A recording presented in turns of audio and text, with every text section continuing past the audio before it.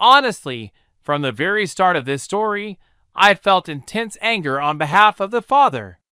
To me, this isn't just a holiday dinner, it's a brutal display of greed and shocking ingratitude. What I personally find unacceptable is how a daughter-in-law could order the most expensive dishes, then openly tell the waiter we're not paying for her, right in front of a seriously ill mother. That level of disrespect towards someone who gave you a family is something I cannot tolerate. And if you believe a parent's sacrifices are always appreciated, this story will feel like a harsh wake-up call. Let's see how one quiet father uses his last $600 to teach a lesson that no one at that table will ever forget. On Mother's Day, my wife and I went to a luxury restaurant for dinner with our son and daughter-in-law. We sat at a corner table watching them order expensive dishes while my wife's hands trembled from illness. My daughter-in-law turned to the waiter and said clearly, "Split the check. We're not paying for her."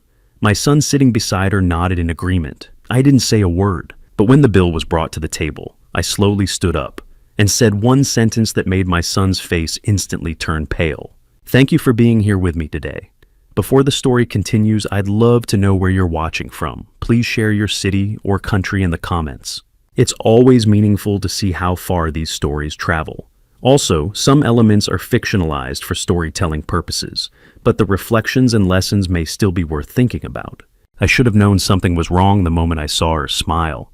It was 3 o'clock on Mother's Day afternoon when Kathy and I pulled into the parking lot of Mastro's Ocean Club. My 2009 Honda Civic made that grinding noise again as I shifted into park, the sound of something expensive about to break. I'd been ignoring it for months. We couldn't afford to fix it. That May 12th, 2024, Scottsdale, Arizona. The kind of warm evening where the heat hasn't quite let go yet. Around us, glass towers and luxury cars gleamed in the sun. Kathy sat in the passenger seat, wearing her pale blue dress, the one from the thrift store 15 years old, carefully ironed that morning despite her trembling hands. She looked at the restaurant through the windshield. "Are you sure about this?" she asked quietly.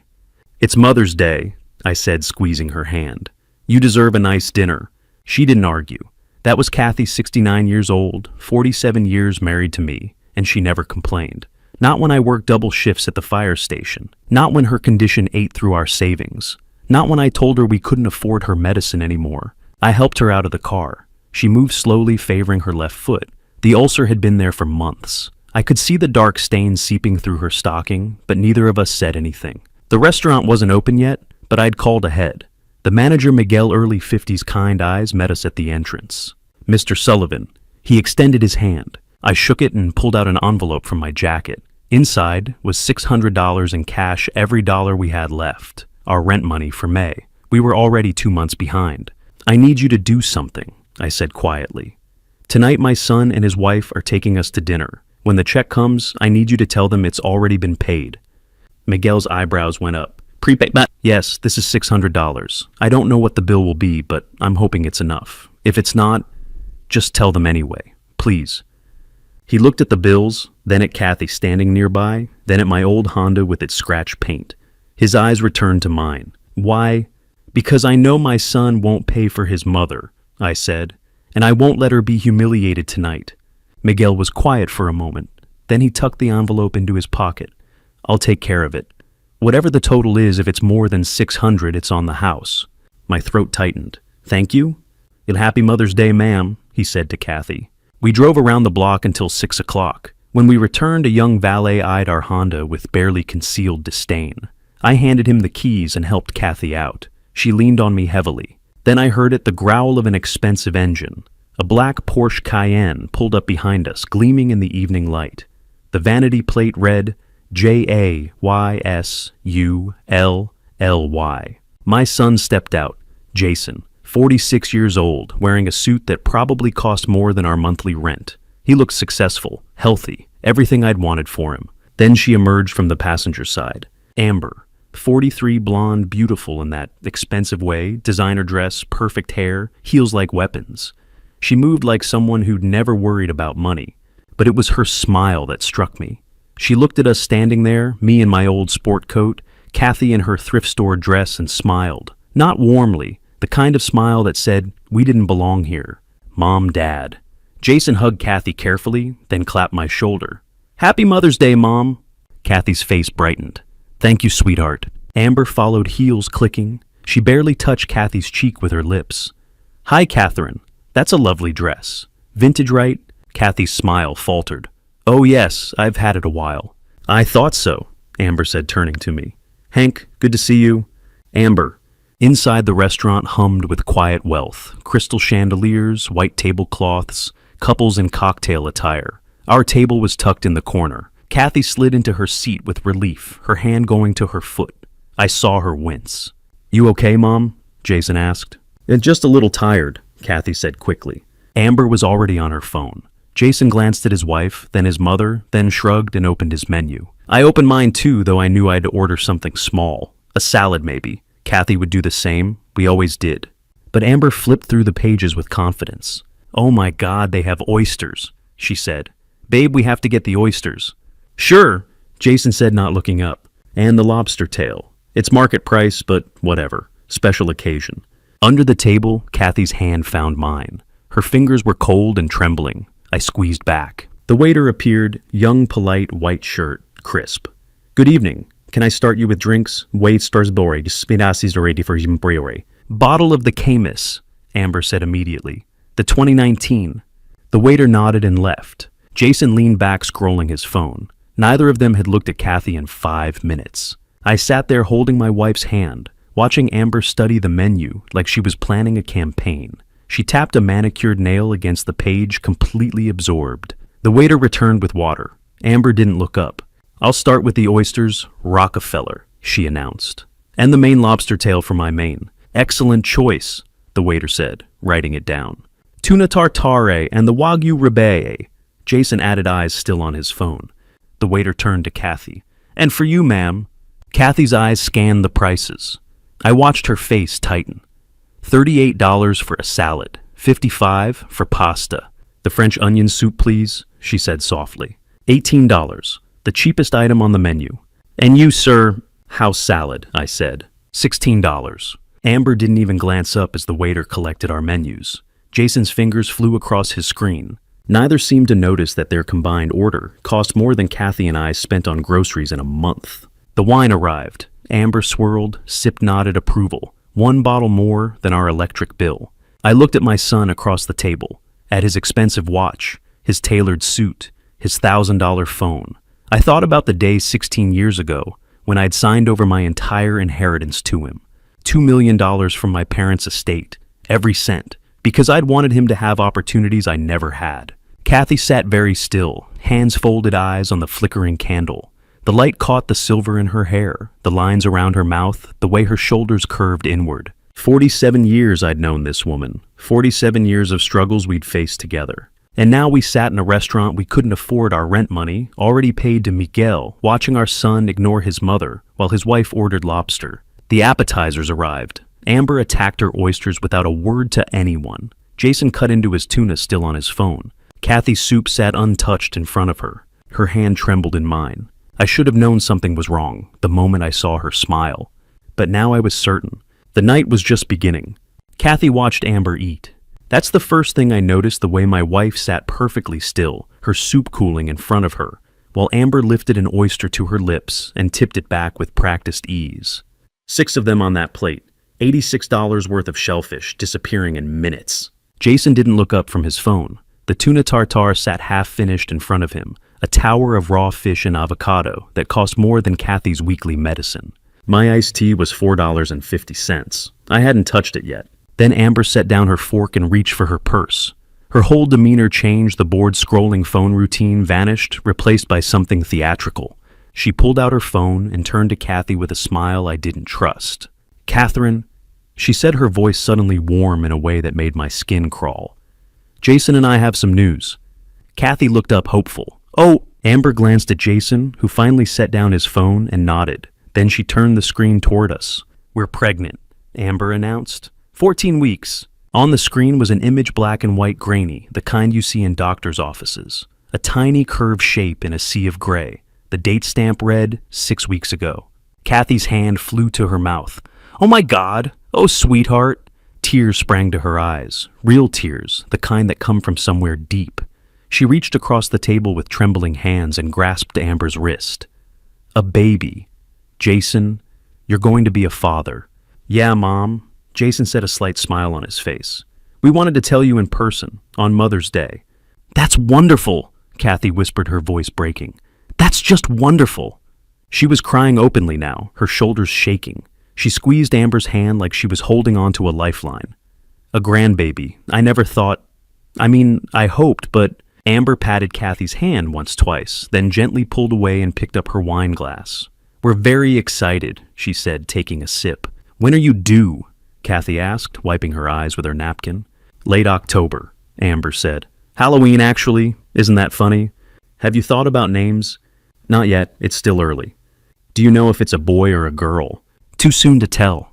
I sat there watching the whole exchange, saying nothing. Something about it felt wrong. Not obviously nothing I could point to and say there that's the problem, but wrong nonetheless.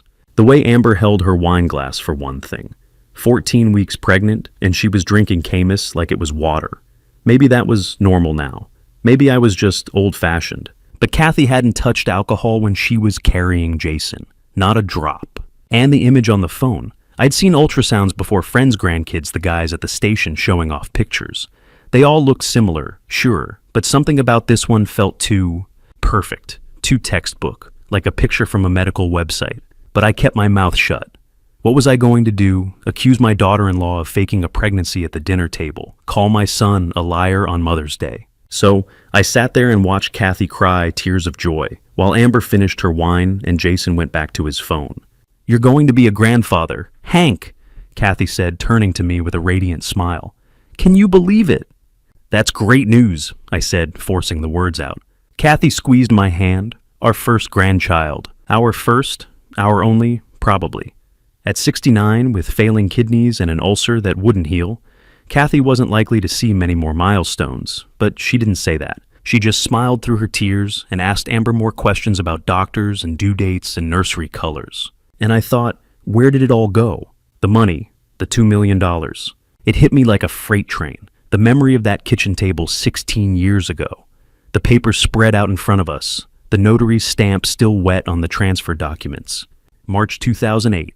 It had been 3 weeks since we'd lost my parents. Not lost. That made it sound like they'd wandered off somewhere. They were gone. A semi-truck ran a red light on the I-10, and just like the two people who'd been alive for 70-some years, were gone.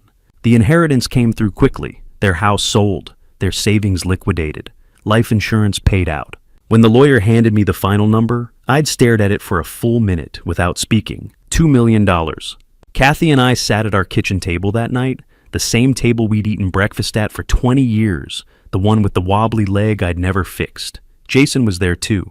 30 years old, fresh out of business school, full of ideas and ambition. What are we going to do with it? Kathy had asked quietly. I'd looked at the papers, at the numbers, at my son sitting across from me. We're going to give it to Jason, I'd said. Kathy's eyes widened. All of it, all of it. Jason looked up. Dad, you don't have to... Yes, I do. I'd slid the papers across the table. Your grandparents worked their whole lives to leave something behind. They'd want you to have opportunities we never had. But what about you? Jason asked. What about Mom? You could retire. You could... We're fine, I'd said. We've got my pension. We've got the house. We don't need fancy things, but you could start a business, invest, build something. Kathy had reached over and squeezed my hand. Your father's right, she'd said softly. This is your chance. The notary had come to our house the next day. I'd signed the papers, transferred every cent. Jason had promised God I remembered his exact words. I'll make you proud, Dad. I'll build something great with this. I promise. I'd believed him. And now, 16 years later, I sat in a restaurant I couldn't afford, watching him scroll through his phone while his wife drank wine and announced a pregnancy I didn't quite believe. Where had the money gone? $2 million. Invested right? That should have been $4 million by now. 5 even. But here we were. Jason in his expensive suit, Amber in her designer dress, and Kathy with $18 soup she couldn't bring herself to eat. The waiter appeared to clear the appetizer plates. Amber's was empty. So was Jason's. Mine, the $4.50 iced tea, was barely touched. Kathy's soup was still full, The cheese on top congealed into a cold, rubbery skin. "Did you not like the soup, ma'am?" the waiter asked politely. "Oh, I'm just full." Kathy lied, her smile not quite reaching her eyes. "It was lovely." The waiter nodded and cleared it away. Amber was already looking at the main courses section of the menu, her finger tracing down the list of steaks and seafood. "So what's everyone thinking for entrees?" she asked brightly. Kathy's hands were trembling again. She folded them in her lap, trying to hide it. I reached over and covered them with mine. Across the table, Jason was typing something on his phone. He hadn't looked at his mother since the pregnancy announcement, hadn't asked how she was feeling, hadn't noticed the untouched soup or the way her face had gone pale. Amber tapped the menu. "I'm thinking the lobster tail." Of course she was. And somewhere in the back of my mind, I heard my father's voice from years ago. If you give someone everything, make sure they know what it cost. I'd given Jason everything. And sitting there, watching Kathy's hands shake while Amber ordered more food we hadn't paid for. Yet food I'd already paid for with our rent money, I wondered if he'd ever understood the cost at all. Kathy's trembling hands reminded me of another morning. 8 weeks ago, March 10th, the day I'd driven her to the hospital with her glucose at 450 and climbing. I'd woken up at 6 that morning to find her sitting on the edge of the bed, swaying slightly. Her nightgown was soaked with sweat. When I touched her arm, her skin was clammy and cold. "Kathy," she didn't answer right away, just stared at the wall, breathing too fast. I grabbed the glucose monitor from her nightstand, the one we'd bought secondhand because the new ones cost too much. My hands shook as I pricked her finger. The number that came up made my stomach drop. 450. Normal was under 120. Anything over 200 was dangerous. 450 meant her body was eating itself from the inside out. "We're going to the hospital," I said, already pulling clothes from the dresser. "And Hank, we can't afford—" "Now, Kathy, we're going now." I'd helped her dress, half carrying her to the car. She'd thrown up twice on the drive to Phoenix General. I'd held a plastic bag for her while trying to keep the Honda steady on the I-10, praying we'd make it in time. The thing is, it wasn't sudden. The numbers didn't just spike overnight. She'd been rationing her insulin for months since the previous summer, when our insurance lapsed, and we couldn't afford the out-of-pocket cost anymore. $750 a month for the medication that kept her alive. We'd tried. God knows we'd tried. But between the mortgage and the utilities and the property tax, there just wasn't enough. So, Kathy had started cutting her doses, a little less each time, skipping the nighttime injection, telling herself it would be fine, telling me it would be fine. It wasn't fine. And I'd let it happen, because 1 week before, March 3rd, exactly 7 days before that terrible morning, I'd sat in Dr. Morrison's office and heard words that changed everything. Stage 2, prostate cancer. PSA, level 47. Treatment recommended immediately. Estimated cost $78,500. I'd walked out of that office with the paperwork folded in my jacket pocket, and I'd never told Kathy. How could I? She was already rationing insulin to stay alive. How was I supposed to tell her I needed $78,000 for treatment that might not even work? So I'd hidden the diagnosis, buried the papers in my truck's glove box. And 7 days later, I'd carried my wife into an emergency room with ketoacidosis ravaging her system. The ICU nurse, a kind woman named Patricia, had gotten Kathy stabilized within a few hours. Doctor Sarah Morrison, the endocrinologist on call, had explained it all in careful terms. Diabetic ketoacidosis, potassium, imbalance, severe dehydration. They'd started an IV drip, adjusted her levels, monitored her heart. "She'll be okay," Dr. Morrison had told me in the hallway. "But Mr. Sullivan, this can't happen again. The insulin, she needs it. Full doses, every day." "I know," I'd said. "If she keeps rationing next time, we might not be able to bring her back." I'd nodded, unable to speak. The bill came 2 days later, $12,847. I'd sat in the hospital cafeteria at 2 in the morning, staring at that number, trying to figure out how we'd ever pay it. My pension was $32,000 a year. We were already behind on everything. That's when I'd called Jason, 13 times. 13 calls over the course of 3 hours. He didn't answer once. I'd found out later, much later after Kathy was discharged, where he'd been that day. Sanctuary Camelback Mountain, an $850 couples massage. Him and Amber relaxing in a luxury spa, while his mother lay in an ICU bed 30 miles away. But what I'll never forget, what burned itself into my memory like a brand, happened on the second day of Kathy's hospital stay. I'd stepped out of her room to use the restroom. She was sleeping finally, the machines beeping softly beside her bed. The hallway was quiet, just me and the fluorescent lights and the smell of disinfectant. That's when I heard voices around the corner. Jason's voice, low, but not quite low enough. "I'm just saying it's 50,000. The policy's been paid up for years." And then Amber's voice sharper, colder. "How much longer do you think she has?" Honestly, I'd frozen, pressed myself against the wall, barely breathing. "I don't know," Jason had said. "A year, maybe less. The doctor said her kidneys are—" "So we wait," Amber had interrupted. "We wait, and then we deal with the house, the policy, all of it. It's not ideal, but it's not like we have a choice. Your father's got nothing." "Yeah, just that. Yeah, not an argument, not a defense of his mother, just agreement." I'd stood there in that hallway listening to my son and his wife discuss my wife's life insurance policy, like it was a stock they were waiting to mature, and something inside me had broken. Not shattered, broken, cleanly. The way a bone breaks when too much weight's been put on it for too long. I'd waited until they left, walked back into Kathy's room, sat beside her bed, and held her hand while she slept. And 2 days later, March 12th, I'd signed up to drive for a rideshare service.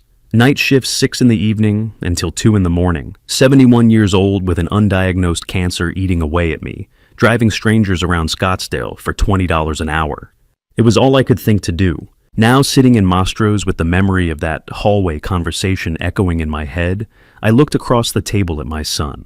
He was scrolling through his phone again, not even pretending to pay attention to his mother anymore. Kathy was asking Amber something about baby names. Her voice was soft, hopeful, trembling, with the same joy I'd heard when Jason was born 46 years ago. Amber answered without looking up from her wine glass, and I thought about $50,000, about an $850 massage, about 13 unanswered calls. I thought about the $600 currently sitting in Miguel's pocket, our rent money gone, because I knew what was coming, and I'd be damned if I let them humiliate her. My hands were steady on the table. I kept them that way deliberately, forced myself to breathe evenly, to stay calm. But inside I was burning. 8 weeks ago, I'd heard my son agree that we should just wait for his mother to pass. Wait for the insurance money, wait like vultures.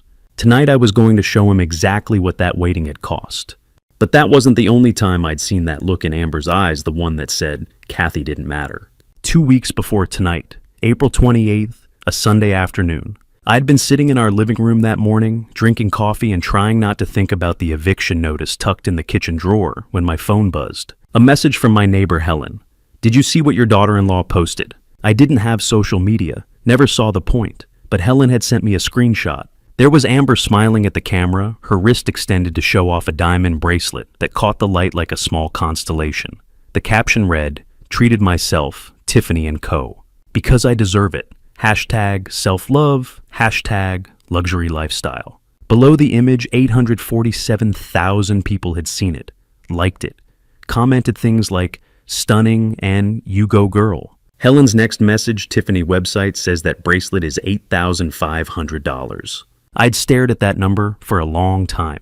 $8,500, more than half of what we owed in medical bills, more than 6 months of Kathy's insulin, enough to keep us from being evicted. And Amber had bought it for herself, because she deserved it. I'd showed Kathy the screenshot. She'd looked at it quietly, then handed my phone back without a word. "It's her money," she'd said softly. "She can spend it how she wants."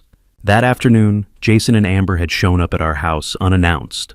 Jason had a Mother's Day card in his hand, one of those expensive ones from the fancy stationery store, thick paper with embossed flowers on the front. "We wanted to give this to you early, Mom," he'd said, handing it to Kathy. "Since we'll see you on the actual day anyway." Kathy had smiled, touched. "You didn't have to do that." "Of course we did," Amber had said, adjusting the bracelet on her wrist, the same one from the photo. It glinted in the afternoon light streaming through our living room window. Kathy had opened the envelope carefully the way she always did, trying not to tear the paper. She'd pulled out the card, beautiful, probably $7 or $8 just for the card itself, and opened it. Inside was nothing. Not a signature, not a message. Not even a scribbled "Love Jason and Amber," just blank white space. Kathy had stared at it for a long moment, her smile frozen on her face. I'd watched the light go out of her eyes. "Oh," she'd said quietly. Amber had laughed a light, careless sound. "We thought at your age simple is best. You know, less clutter. We figured you'd appreciate the sentiment more than a bunch of words you'd just forget anyway. Kathy's hands had started to tremble. She'd closed the card, carefully set it on the coffee table. That's very thoughtful, she'd managed. Glad you like it, Amber had said, already checking her phone. Jason had glanced at his mother, then at his wife, then back at the TV playing silently in the corner. He'd said nothing. Kathy had stood up slowly. "Excuse me, I need to use the restroom." She'd walked out of the room with her shoulders very straight, her head up, but I'd heard it the way her breath caught, the way her footsteps quickened as she reached the hallway. And then through the closed bathroom door, I'd heard her cry. Not loud, not theatrical, just small broken sounds that she was trying to muffle with a towel or her hands or whatever she could find. I'd sat there on the couch, the blank card on the table, between me and my son, listening to my wife's heartbreak in the next room. "So, Dad," Jason had said, scrolling through his phone, "how's the car running?" And now, 2 weeks later, I sat across from that same son in a restaurant that cost more than our monthly grocery budget, watching him ignore his mother all over again. The waiter had returned with our entrees. He set them down one by one with practiced precision. Amber's lobster tail, a massive thing, butterflied and glistening with butter, served with asparagus and roasted potatoes. $95. Jason's steaks, Wagyu ribeye, seared perfectly, the kind of meat that practically melted. $185. Kathy's soup, the French onion she'd ordered at the start, now cold, the cheese congealed on top. $18. She hadn't touched it. My salad house greens simple dressing. $16. "Enjoy your meals," the waiter said, and disappeared. Amber cut into her lobster, immediately not bothering to wait for anyone else. Jason sawed into his steak, the knife making a soft sound against the plate. I looked at Kathy. She was staring at her soup, her hands folded in her lap. I could see them trembling even from across the table. And then I saw it, the dark stain spreading across her left stocking just above the ankle, the ulcer. It had started bleeding again, seeping through the bandage she'd wrapped that morning, soaking into the fabric. She noticed me looking and shifted in her seat, trying to tuck her foot under her chair where no one could see. "You okay, Mom?" Jason asked, glancing up briefly from his phone. "Oh yes, fine," Kathy said quickly. He nodded and went back to his screen. Amber was describing something, her voice bright and animated, talking about a trip they were planning. Greece, Santorini specifically. The white buildings and blue water, and some resort that cost $4,000 a night. "We're thinking September," she said, dipping lobster into butter. "Before it gets too cold. Jason's never been, and I just think it'll be so romantic, you know. Plus we'll need a vacation before the baby comes." She touched her stomach, flat, no sign of the pregnancy she'd claimed. 14 weeks, she'd said. But there was nothing there. Not yet anyway. Maybe I was wrong. Maybe it was too early to show. But I didn't think so. Kathy tried to smile. "That sounds lovely. Have you ever been to Greece, Catherine?" Amber asked, not really looking at her, more interested in the lobster. "No, we never traveled much." "Oh, that's too bad." Amber didn't sound like she thought it was bad. She sounded like she'd expected that answer. "Well, I'll send you pictures." "That would be nice." Kathy's voice was so small, so tired. I reached under the table and found her hand again. It was ice cold, shaking badly now. I squeezed gently. She squeezed back barely. Amber kept talking about Mykonos and Athens and some restaurant she'd read about that had Michelin stars. About the infinity pool at the resort and the private beach and the spa treatments included with the room. $4,000 a night for a hotel room. We were 2 months behind on rent, $12,000 behind on medical bills. My wife was bleeding through her stocking at a dinner table, and my son's wife was describing a vacation that cost more than we'd made all year. Jason said nothing. Just ate his $185 steak and scrolled through his phone. Kathy's soup remained untouched, the cheese now completely solid. I ate my salad slowly, mechanically, each bite tasting like dust. And Amber talked, on and on and on, her voice filling the space where conversation should have been, where questions about Kathy's health, or compliments about her dress, or even just basic acknowledgement of her existence might have gone. But there was none of that. Just Greece. Just infinity pools and Michelin stars and $4,000 rooms. I looked at my son. At the expensive watch on his wrist, $20,000 easy. At the tailored suit. At the phone that was probably his 3rd or 4th upgrade this year. And I thought about the blank card sitting on our coffee table at home. The one with no words inside. The one that had made my wife cry in our bathroom while her son sat in the living room and asked about my car. "Simple is best," Amber had said. At your age. Like Kathy was already gone, already forgotten, already just an obstacle between them and $50,000. I set down my fork and looked across the table. Jason felt my gaze and glanced up from his phone. What? Nothing, I said quietly. But it wasn't nothing, and he was about to find out exactly what it was. My attention drifted old habit from the fire station, always scanning the room, always looking for exits for hazards for the things other people missed. That's when I noticed the woman at table 12. She sat alone, which was unusual for a place like this on Mother's Day. Mid to late 40s, I guessed, dark hair pulled back. She wore scrubs the kind nurses or medical staff wear, like she'd come straight from a shift. Her meal sat mostly untouched in front of her, but that wasn't what caught my attention. It was her phone. She held it casually propped against her water glass, at an angle. To anyone else, it would look like she was scrolling through messages or checking the time. But I'd spent 30 years reading situations, and I knew what I was seeing. She was recording. The lens was pointed directly at our table. Not obviously she was good at it subtle, but I could see the red dot reflected in the screen's black border. She'd been capturing everything. How long I wasn't sure, but long enough. I should have felt something alarm maybe, or anger. But I felt nothing except a strange sense of inevitability. Like somewhere deep down, I'd known this moment was coming. That whatever was about to happen needed witnesses. I looked away before she noticed me watching. That's when Miguel appeared at our table. "How is everything this evening?" He asked, his voice warm and professional. He addressed the question to all of us, but his eyes stayed on me. "Excellent," Amber said, not looking up from her lobster. "The food here is amazing." "I'm glad to hear it." Miguel nodded, then turned to Kathy. "And you, ma'am, is the soup to your liking?" Kathy forced a smile. "It's very good, thank you." Miguel's gaze shifted to me, and I saw something flicker in his expression.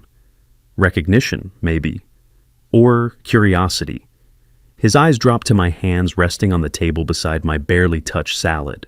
He stared at my right hand for a beat too long. I knew what he was seeing. The scar, a silvered line of puckered skin that ran from my knuckles up to my wrist. An old burn 30 years healed, but still visible. I'd gotten it in 1994, pulling a man out of a warehouse fire on East Van Buren. The beam had fallen, pinned him.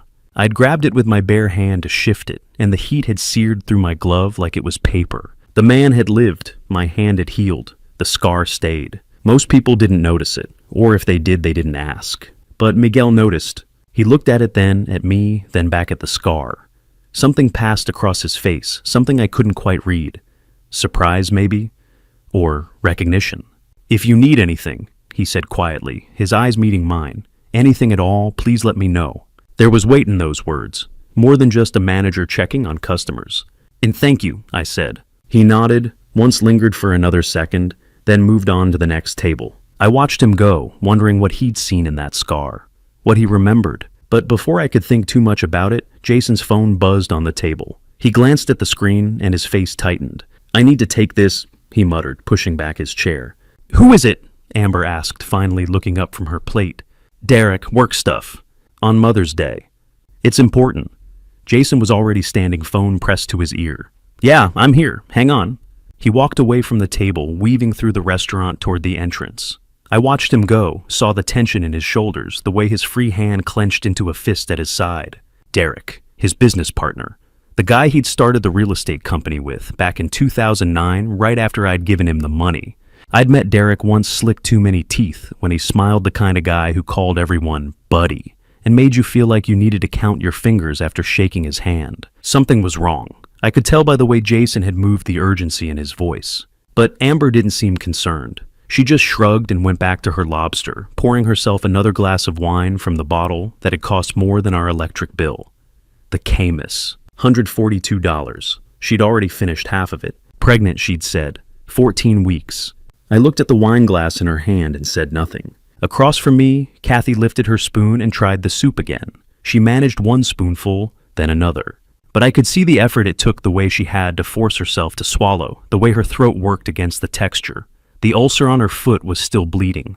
I could see the stain spreading slowly across her stocking. And her stomach. God, her stomach had to be a mess too.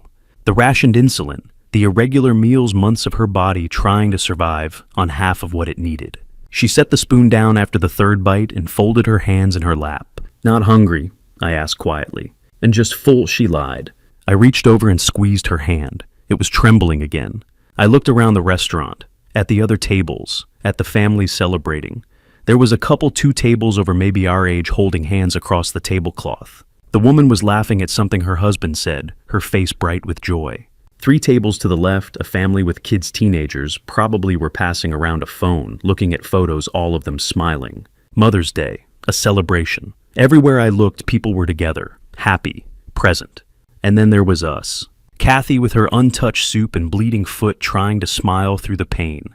Amber with her lobster and her wine, and her phone utterly oblivious. Jason somewhere near the entrance pacing, while he talked about business problems he wouldn't explain. And me, sitting at a table I'd paid for with rent money, watching my wife suffer, knowing I couldn't fix it. Couldn't make it better. Couldn't do anything except sit here and hold her hand and wait for the moment when everything would finally come to a head. I'd never felt more alone in my life. Not when I'd carried bodies out of burning buildings. Not when I'd sat in a hospital waiting room while Kathy fought ketoacidosis. Not even when I'd heard my son talk about waiting for his mother to pass so he could collect insurance money. This was worse. Because I was surrounded by people who were supposed to love us, and none of them saw us at all. The woman at table 12 was still recording. I could see her in my peripheral vision, phone angled just right, capturing everything. Good, I thought distantly. Let her record it. Let someone see what this looks like. Jason returned to the table 10 minutes later. His face was tight pale under the restaurant's golden lighting. He sat down without a word, picked up his knife and fork, and went back to cutting his steak. Everything okay? Kathy asked softly. Fine, Jason said, not looking at her. Are you sure you look... I said it's fine, Mom. His tone was sharp, dismissive. Kathy flinched slightly and went quiet. Amber glanced at him, then at her phone, then back at her food. Derek's such a drama queen, she muttered, always calling about something. Jason didn't respond, just kept cutting his steak, the knife making small, precise sounds against the plate.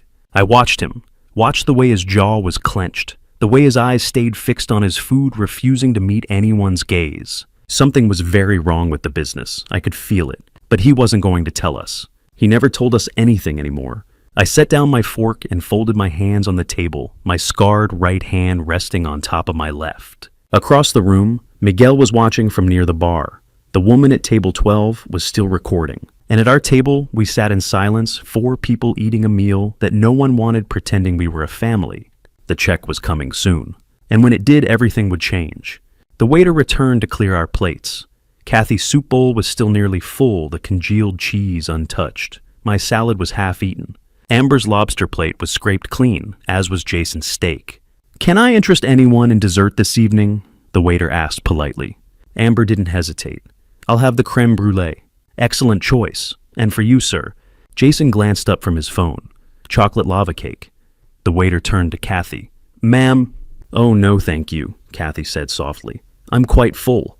And you, sir? Nothing for me, I said. The waiter nodded and left. $24 for Amber's dessert, $22 for Jason's, $46 for sugar and cream, while my wife sat there with her hands folded, having eaten maybe 3 spoonfuls of $18 soup. Kathy shifted in her seat and I saw her wince. The ulcer. It had to be worse now. We'd been sitting here for over 2 hours and the stain on her stocking had darkened, spreading wider. But she said nothing, just reached for her purse and pulled out her phone. That's Jason, honey, she said, her voice tentative, hopeful. I wanted to show you something. Jason's eyes stayed on his own screen, his thumb scrolling. I found some old photos of you when you were little. Kathy's hands trembled slightly as she opened her photo app. I thought, with the baby coming, you might want to see them, remember. She held the phone out toward him, tilting the screen so he could see. I could make out the image from where I sat.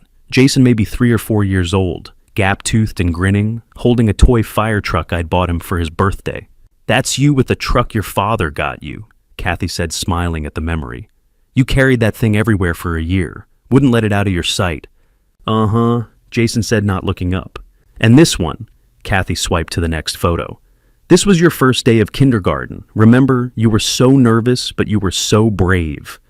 Mom, I'm kind of in the middle of something, Jason interrupted, still scrolling. Kathy's smile faltered. Oh, I just thought, with the baby you might want to... Maybe later, okay. He didn't look at her. Didn't even glance at the phone she was holding out like an offering. just kept scrolling through whatever was on his screen posts, probably from people he'd never met. Pictures of things that didn't matter. Kathy lowered the phone slowly. Of course, later. She closed the app and set the phone face down on the table. Her hands went back to her lap, folding together the way they always did when she was trying not to cry. I watched Jason, watched the way he sat there completely oblivious to what he'd just done. The way his mother had tried to share a piece of his childhood with him, tried to connect him to the life growing inside his wife, to remind him that he'd been that small, once that vulnerable, that loved, and he'd dismissed her without even looking. And suddenly, I was back in a different hospital, a different crisis, 40 years ago. May 1984. I'd come home from my night shift at the station at 6 in the morning. 24 hours of back-to-back calls, a kitchen fire, a car wreck on the IXS-17, an apartment building where the smoke detectors had been disabled, and 3 people nearly didn't make it out. I was exhausted, covered in soot, ready to fall into bed. But when I walked in the door, Kathy met me in the hallway, her face pale. "It's Jason," she'd said. "He's burning up." I'd found him in his bedroom, 6 years old, small for his age, curled up under his Star Wars sheets. His face was flushed red, his hair plastered to his forehead with sweat. When I touched his skin, it was like touching a radiator. The thermometer read 104. How long? I'd asked Kathy. "Since midnight. I gave him medicine, but it's not going down." I'd scooped him up, he'd weighed maybe 40 pounds light as air, and carried him to the car. Kathy had grabbed a bag, and we'd driven to the same hospital where she'd be treated decades later for ketoacidosis. Pneumonia, the doctor had said. Severe. They'd admitted him, immediately started antibiotics, kept him for 3 days. The bill came to $847. In 1984, that was a fortune. I was making maybe $22,000 a year at the station. We had a mortgage, a car payment, groceries, utilities. $847 might as well have been $8,000. I'd had a truck back then, a '78 Ford F-150, nothing fancy, but it ran. I'd bought it used for $3,000 a few years earlier, and it was mine. Paid off, no payments. I sold it to a guy at the station for $1,500. Took the loss because I needed the cash immediately. Then I picked up every extra shift I could. Worked 50, 60 hours a week for 3 months straight until we'd caught back up. But the night they'd admitted Jason, that first night, when we didn't know if the antibiotics would work, if his fever would break, if he'd be okay, I'd sat in a chair beside his hospital bed and held his small, hot hand in mine. He'd been unconscious, delirious with fever, but I'd held on anyway. And I'd made him a promise. "I'll always take care of you," I'd whispered. "No matter what. You're my son, and I'll do whatever it takes to keep you safe. Always." He hadn't heard me, but I'd meant it. Now, 40 years later, I sat across from that same boy, a man now 46 years old, wearing a suit that cost more than that hospital bill, and watched him scroll through his phone while his mother tried to show him pictures of the child he used to be. The child I'd sold my truck for. The child I'd worked 60-hour weeks for. The child whose hand I'd held in a hospital room while promising him the world.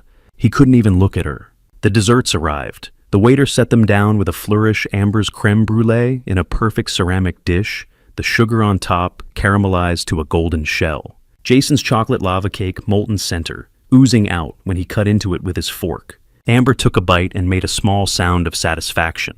"Oh my God, this is amazing." Jason nodded, already halfway through his own. "Yeah, it's good." Neither of them looked at Kathy. Neither of them noticed that she hadn't ordered anything, that she'd barely eaten all night, that the stain on her stocking had spread to the size of a silver dollar, now dark and wet. I reached under the table and found her hand again. It was ice cold despite the warmth of the restaurant. She squeezed back weakly.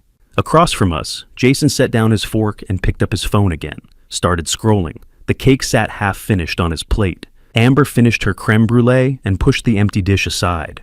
She dabbed her mouth with her napkin, checked her own phone, then looked up at the ceiling like she was bored. The waiter appeared again. "Is there anything else I can get for you this evening?" Amber waved a hand dismissively. "No, we're good. Just the check, please." "Of course. I'll be right back." The waiter disappeared, and just like that it was here. The moment I had been waiting for. The moment I had paid $600 to orchestrate. The moment when everything I'd been holding inside for months, years, maybe would finally come out into the open. Amber leaned back in her chair, satisfied, full, ready to leave. Jason set his phone down and reached for his wallet, a reflex, the casual gesture of someone who'd never had to worry about whether there was enough inside to cover the bill. Kathy's hand trembled in mine.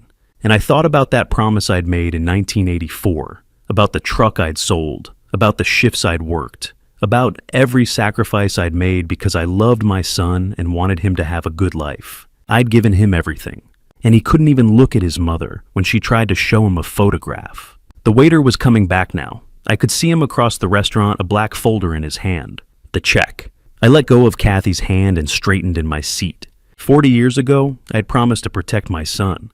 Tonight I was going to protect my wife. From him. If you're still here with me at this moment, comment still here, so I know you're continuing this journey with the story. And I want to ask you something. If you were sitting at that table and heard a son and his wife say they wouldn't pay for his own mother, what would you do when the bill finally arrived? Share your thoughts in the comments. And before the story continues, a quick note: some parts ahead include dramatized elements added for storytelling.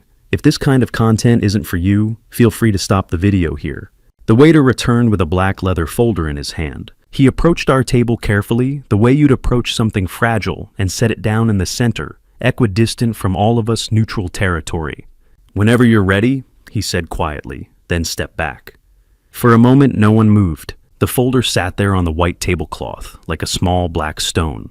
I could see the edge of the receipt peeking out white paper with neat rows of numbers. Amber reached for it first. Of course she did. She flipped it open and her eyes scanned down the page. I watched her face as she calculated, lips moving slightly, a small frown forming between her perfectly shaped eyebrows. Appetizers $131, entrees $314, desserts $46, wine $142, tax and gratuity $54.42, total $687.42. I already knew the number. Had known it since 3 o'clock this afternoon when I'd handed Miguel $600 in cash and told him to cover whatever came next. Amber set the folder down and looked up at our waiter, the same young man who'd been serving us all night. His name tag read Tyler. He was maybe 25, clean cut, the kind of kid who was probably working his way through college or saving up for something. He had no idea what was about to happen. Tyler, Amber said, her voice bright and clear, carrying across the table. "We're going to need separate checks." The waiter blinked. "Separate checks?" "Yes." Amber gestured at the receipt. "2 checks, one for us." She indicated herself and Jason, "and one for them." She pointed across the table. At Kathy, at my wife, who sat there with her hands folded, her face pale, her stocking stained dark from the ulcer that wouldn't stop bleeding. Tyler looked confused. I'm sorry, ma'am. I'm not sure I understand. You'd like to split the check evenly or—" No, Amber interrupted, waving her hand dismissively. "We'll pay for our meals. They can pay for theirs." She paused, then added with a small laugh, "Don't worry, we're not paying for her." She said it loud enough that the tables around us could hear. The word hung in the air like smoke. Her. Not them. Not my in-laws. Not Hank and Catherine. Her. Like Kathy was an object, a burden, something other. Tyler's face went red.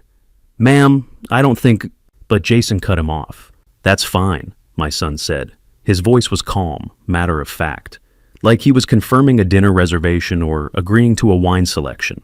"Separate checks, that works. And then God help me." He nodded, a single clear nod of agreement. He'd heard what his wife said, heard her dismiss his mother, heard her say they wouldn't pay for her, heard the cruelty in her voice. And he'd agreed. I watched Kathy's face, watched the exact moment the words registered, watched her eyes go wide, then glassy, watched her lips part slightly like she wanted to say something, but couldn't find the words. A tear slid down her cheek. Then another. She didn't wipe them away, didn't make a sound, just sat there frozen while tears fell silently onto the white tablecloth, leaving small dark spots on the fabric. I did nothing. I picked up my water glass and took a sip, set it down carefully. My hand was steady, my face was calm. Inside I was burning, but I'd learned a long time ago that the most dangerous fires are the ones that burn cold. Tyler stood there stammering. Sir, ma'am, I really don't think we can— the check is already totaled and I'd have to ask my manager." "That's fine," Amber said breezily. "Go ask your manager. We'll wait." She leaned back in her chair, satisfied, like she'd just solved a problem, like she'd done something reasonable. Around us, the restaurant had gone quiet. Not completely. There was still the murmur of conversation from distant tables, the soft clink of silverware, the low background music, but our immediate area had fallen into a hush. People were staring. I could see them in my peripheral vision. The couple 2 tables over had stopped eating their forks suspended halfway to their mouths. The family with teenagers had all turned to look. The woman at table 12, Rachel, though I didn't know her name yet, had her phone angled directly at us. And she wasn't the only one. Phones were coming out all around us. Slowly, subtly, people raising devices and angling screens. 20 of them, maybe more. Little glowing rectangles capturing everything. The moment had witnesses. Amber didn't notice. Or if she did, she didn't care. She picked up her wine glass, still a finger left in the bottom, and took a sip. I mean, honestly, she said, setting the glass down. She wasn't even looking at Kathy anymore, just talking like she was explaining something obvious to Tyler. They're on a fixed income. They understand, right? She glanced at me expecting agreement, expecting me to nod and smile and confirm that, yes, we understood we were poor and old, and it made perfect sense that we should pay our own way. I said nothing, just looked at her. My face was stone. Amber's smile faltered slightly. She looked at Jason, who had already gone back to his phone, scrolling through something disconnected. Kathy's shoulders shook, just once, a small tremor that she tried to suppress. I reached under the table and found her hand. It was ice cold, trembling badly. I wrapped my fingers around hers and squeezed gently. She squeezed back, barely any strength left in her grip. And then I reached into my jacket with my other hand. The folder I'd been carrying since 3 o'clock this afternoon, the one I'd kept close all through dinner, pressed against my ribs like a secret, like ammunition. I pulled it out slowly and set it on the table. It was old, the kind with a fraying elastic band wrapped around it to keep it closed. The cardboard was soft at the edges, worn from being handled. Inside were papers, documents, evidence. 40 years worth of truth. Tyler was still standing there, his face bright red, looking like he wanted the floor to swallow him whole. Amber was watching me now, her expression shifting from smug satisfaction to confusion. "What's that?" she asked. I didn't answer. The restaurant around us had gone even quieter. More phones were up now. 30 maybe, 40. A sea of glowing screens all pointed at our table. Jason glanced up from his phone, finally noticing something was happening.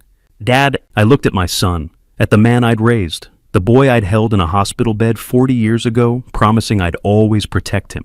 The man who just nodded in agreement when his wife said they wouldn't pay for his mother. I pushed my chair back. The legs scraped against the floor, a harsh sound in the silence, and I stood up, slowly, deliberately. I kept one hand on the folder, kept the other hand resting on the edge of the table. And I looked at my son.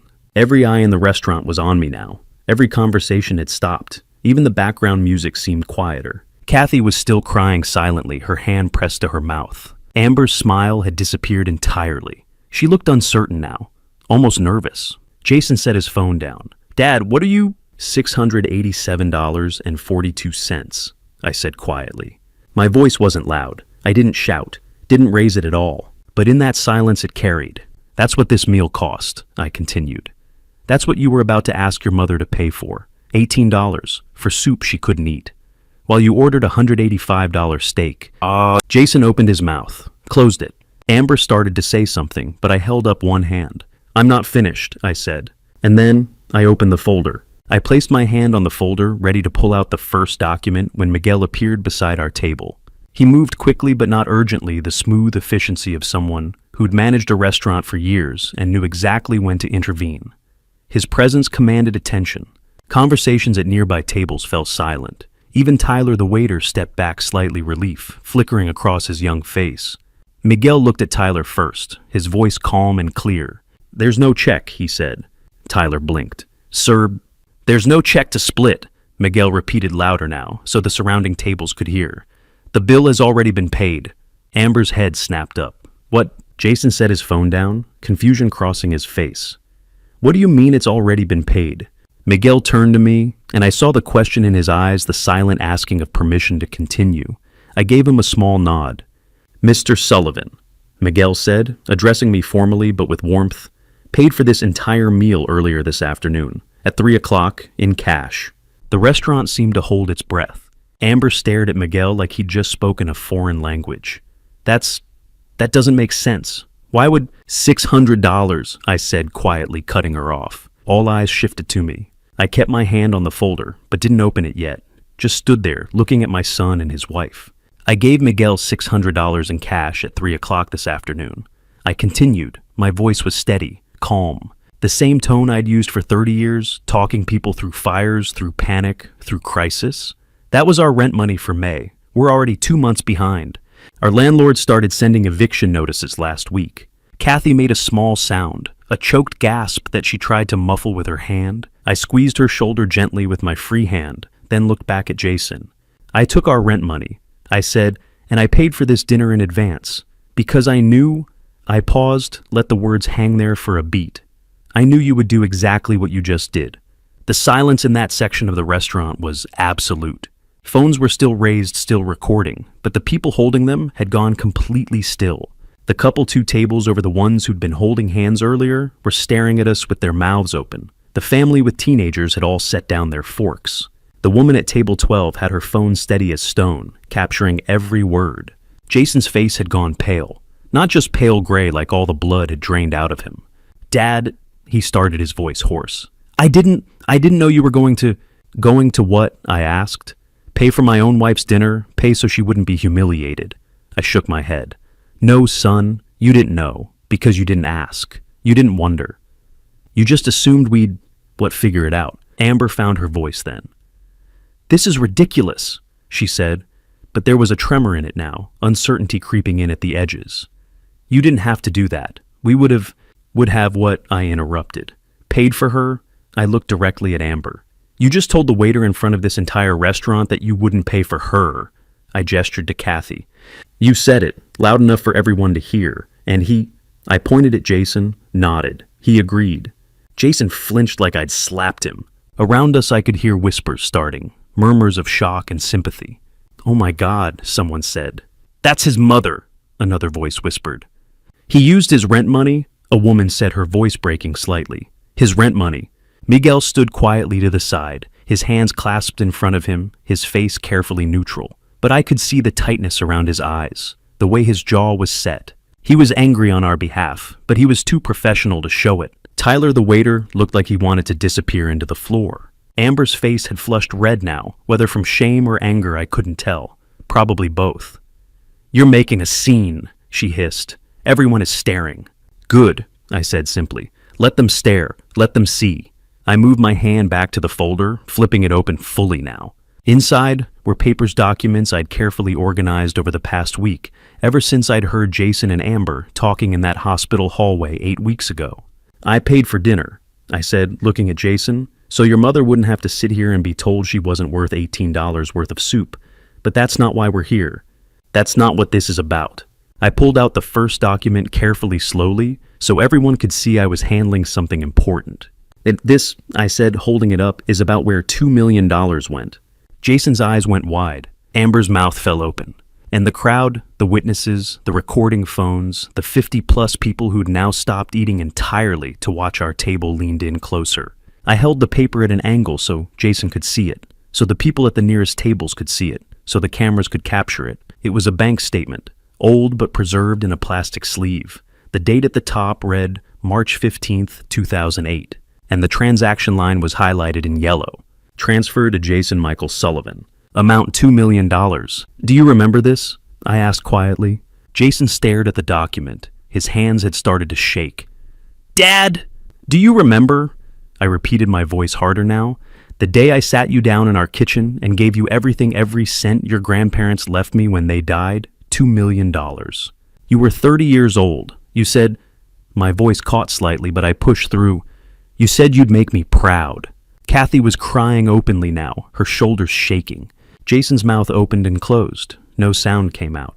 Amber reached for the document like she wanted to snatch it away, but I pulled it back. I'm not done, I said. Miguel had moved closer, positioning himself between Amber and me, subtly protective, ready to intervene if she tried anything. His eyes met mine briefly, and I saw something there. Recognition. Understanding. I set the bank statement down on the table, where everyone could see it. Then I reached back into the folder. That was 16 years ago, I said. $2 million. Your mother and I gave you everything. We kept nothing. We trusted you. I pulled out the next document. And this, I said, my voice dropping to almost a whisper, but in that silence everyone heard it, is what we've been paying ever since. The paper I held now was a hospital bill, March 10th, 2024. Patient Catherine Sullivan, diabetic ketoacidosis. Amount due, $12,847. Status unpaid. I laid it on the table next to the bank statement. The crowd had gone from silent to stunned. I could hear sharp intakes of breath. A woman at a nearby table had her hand over her mouth, tears in her eyes. Jason was staring at the two documents like they were written in a language he couldn't understand. And I wasn't finished, not even close. I reached back into the folder and pulled out the rest. Not one document, not two. A stack. Hospital bills, doctor's invoices, pharmacy receipts, insurance denial letters, collection notices. 3 years worth of paper held together with a binder clip, the edges worn soft from being handled too many times. I set the stack on the table beside the two documents already there, the $2 million transfer and the $12,000 hospital bill, and the contrast was impossible to miss. One piece of paper showing everything we'd given, dozens of others showing everything it had cost us since. Amber found her voice first. "That was 16 years ago," she said, gesturing at the bank statement. Her tone was defensive, almost angry. I can't expect what?" I interrupted, my voice cutting through hers. "I can't expect my son to remember that his parents gave him $2 million, that we kept nothing for ourselves, that we trusted him." Amber's mouth snapped shut. I picked up the stack of medical bills and held them up so everyone could see. "And this," I said, "is what your mother and I have been paying since we gave you everything." I set the stack down and began pulling out individual sheets, laying them across the table one by one, like I was dealing cards. Each one had a number highlighted in yellow. Each one represented a piece of our lives we'd traded for survival. "Insulin," I said, holding up the first receipt. "Your mother has type 2 diabetes. She needs insulin to live. Without insurance, it costs $750 a month. Over the past 3 years, that's $27,000. I set it down and picked up the next one. Emergency room visits, $10,000, 3 trips in 2 years because her glucose levels went so high, she nearly didn't make it. Another paper. Hospital stays, $70,000. That includes the ICU stay from March when she went into ketoacidosis because, my voice hardened, because she'd been rationing her insulin for months, cutting her doses in half to make them last longer. Kathy made a sound, a choked sob that she tried to muffle with her napkin. Her shoulders shook. I kept going. Wound care, $7,200, for the ulcer on her foot that won't heal because her circulation is damaged, and we can't afford the specialist visits she needs. Next paper, medications, $7,200. Blood pressure pills, cholesterol medication, pain management, none of it covered. Next, medical equipment, $18,000. Glucose monitors, testing strips, bandages, compression socks, walkers. Everything insurance denied. Last one, doctor visits, $6,900. Endocrinologist, podiatrist, primary care. Cash payment only because we lost our insurance when I couldn't afford the premiums anymore. I set down the final receipt and looked at Jason. "Do you want to know what all of that adds up to?" I asked quietly. He didn't answer. Couldn't answer. Just stared at the table covered in papers. $146,300, I said. Each word fell like a stone into still water. "That's what we've paid in the last 3 years alone. While your mother cut her insulin doses in half. While her foot started rotting because we couldn't afford proper treatment. While I drove strangers around at night for $20 an hour because my pension couldn't cover it." The restaurant was silent except for the sound of Kathy crying. I picked up one of the insulin receipts, the most recent one from last month. "This is from April," I said. $750. We didn't have it, so she took half her normal dose.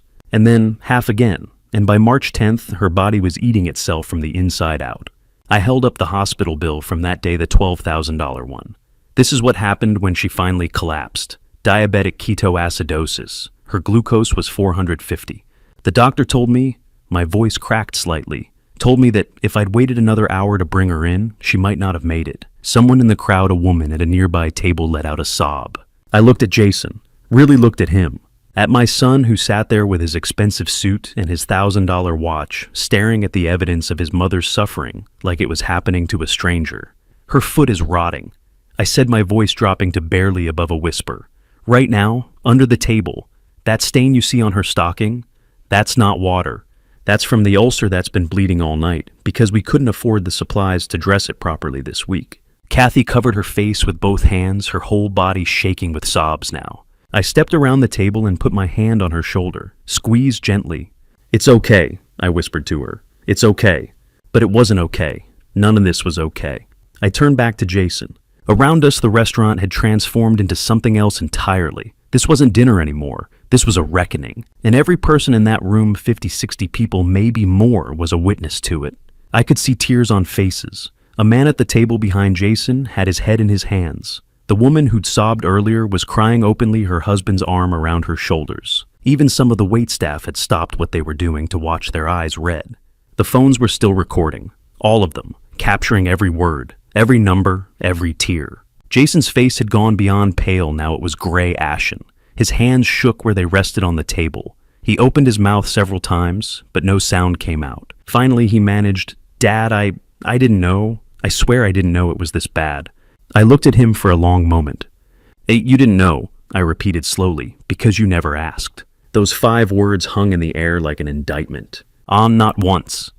I continued, my voice quiet, but carrying in that absolute silence. "In 3 years did you ask how we were doing? Not once did you ask if we needed help. You came to our house twice in 3 years. Twice. And both times you stayed less than an hour." Jason's mouth worked silently. "You called on our birthdays," I said, "left messages, sent cards, but you never asked." I gestured at the papers spread across the table. "We were drowning, and you never even noticed we were underwater." Jason's voice broke. "I thought you were fine. We never said, I felt something crack open inside me, something that had been pressed down for years. How were we supposed to tell you when you wouldn't answer our calls, when you were too busy to visit, when the only time we saw you was at holidays? And even then, you spent the whole time on your phone." Tears were streaming down Jason's face now. Real tears. Maybe the first genuine emotion I'd seen from him all night. "Dad, please." $2 million, I said, picking up the bank statement again. "Your grandparents worked their entire lives to leave that money. They died in a car accident on the I-10. And 3 weeks later, I signed every cent over to you because I thought," my voice caught, "I thought you'd do something good with it, something that mattered." I set the statement down and picked up the stack of medical bills again. "And here's what happened instead," I said. "Your mother is dying by inches because we can't afford to keep her alive. I'm working myself into the ground at 71 years old. We're about to be evicted and you," I looked at him, "you ordered a $185 steak and didn't even ask your mother if she was okay." Jason put his head in his hands and wept. Amber sat frozen, her face white, her eyes darting between me and the documents and the crowd of people watching us. But I wasn't done. Not yet. I reached into the folder one more time. "There's more," I said quietly. Jason looked up, his face streaked with tears. "Dad, please, I can't." "You need to hear this," I said. "All of it." And I pulled out the next document. Before we continue, just a quick note. Parts of the story ahead include dramatized elements added for storytelling purposes. So not every detail should be taken as literal fact.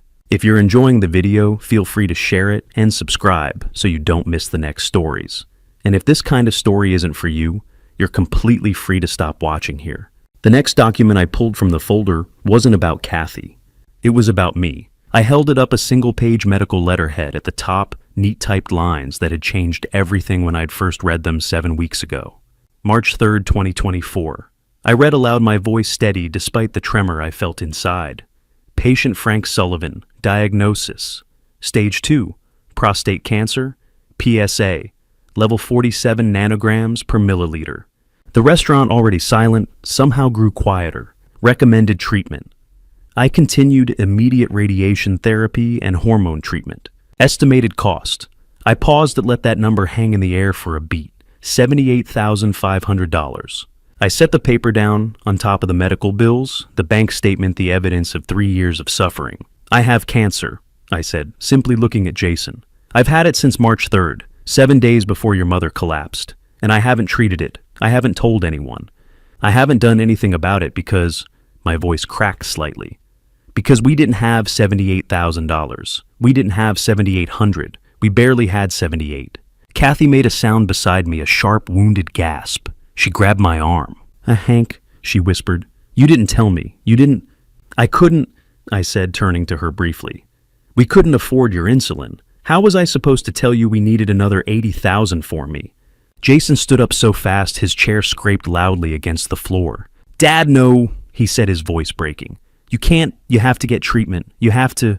I chose your mother over my own life, I said, cutting him off. My voice was calm now, matter of fact. That's what you do when you love someone. You make the hard choice. You sacrifice. I picked up the cancer diagnosis and held it next to the stack of Kathy's medical bills. This is what love looks like, I said. Not lobster tails and designer dresses. Not Porsche Cayennes and $4,000 vacations. This. I gestured at the papers. Sacrifice.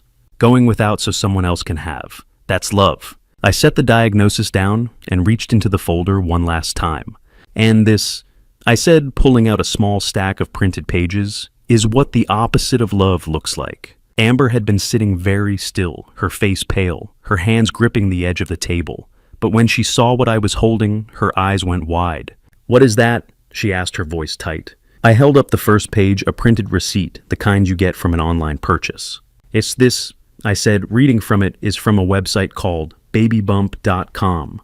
Order date March 25th, 2024. One silicone pregnancy belly, 14-week size. Price $47.99.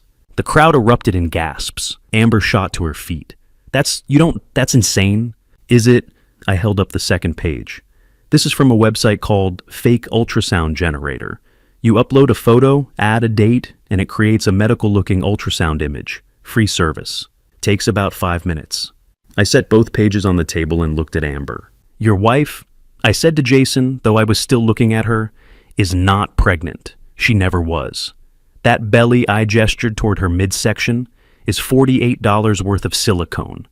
You're crazy. Amber's voice was shrill, now panicked. You're making this up because you're jealous that we're successful, and you're not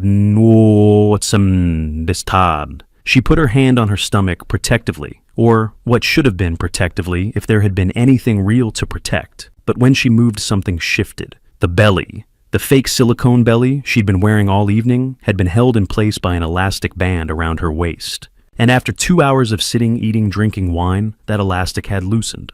When she stood up quickly, when she moved suddenly, when she tried to gesture indignantly, it slipped, just an inch, maybe 2. But it was enough. The bottom edge of the silicone belly separated from her actual stomach. And in the space between, in that small gap, visible to everyone at the surrounding tables, to everyone with a phone pointed at us, we could all see it. The prosthetic, the fake, the lie. Someone screamed, not loud, a sharp intake of breath that turned into a startled cry. Amber looked down, saw what had happened, and her face went from pale to crimson in an instant. She grabbed at the belly with both hands, trying to push it back into place, trying to smooth down her dress, trying to hide what everyone had already seen. But it was too late. The phone's 30-40 of them, maybe more, zoomed in, captured it, the silicone edge, the gap, the proof. Oh my God, someone whispered. She faked it, another voice said. The pregnancy was fake. The whispers spread like wildfire. Amber stood there, hands pressed to her stomach, her face burning, red tears starting to stream down her cheeks. But these weren't tears of sadness. These were tears of humiliation, of being caught, of having nowhere left to hide. I can't explain, she said, her voice breaking. It's not what it looks like. It's exactly what it looks like, I said quietly. I picked up the receipts again and held them higher so the crowd could see. 14 weeks pregnant, I said. That's what you told us tonight. That's what you told Kathy while she cried tears of joy thinking she was going to be a grandmother. I looked at Amber. You lied. You bought a $48 prop, and you lied to a dying woman about the one thing that might have brought her comfort. Amber opened her mouth, closed. It opened it again. No words came out. I wasn't done. I heard you, I said, turning back to Jason. 8 weeks ago, at the hospital, when your mother was in the ICU fighting for her life. Jason's face went gray. I heard you in the hallway. I continued, my voice dropping lower, colder. Talking to her? I gestured at Amber. About your mother's life insurance policy. $50,000. And I heard you say, I had to pause, had to force the words out. I heard you say that you just had to wait. Wait for her to pass. Wait for the insurance money. No, Jason whispered. Dad, no, I didn't mean. You asked how much longer she had, I said. And I looked at Amber. said maybe a year, maybe less, and you both agreed to wait. The silence in the restaurant was deafening. Jason sank back into his chair, his hands covering his face. His shoulders shook. He was sobbing huge racking sobs that shook his whole body. "I'm sorry," he choked out. "Dad, I'm so sorry. I'm so sorry. I don't know what I was thinking. I don't know how God, what have I done? What have I done?"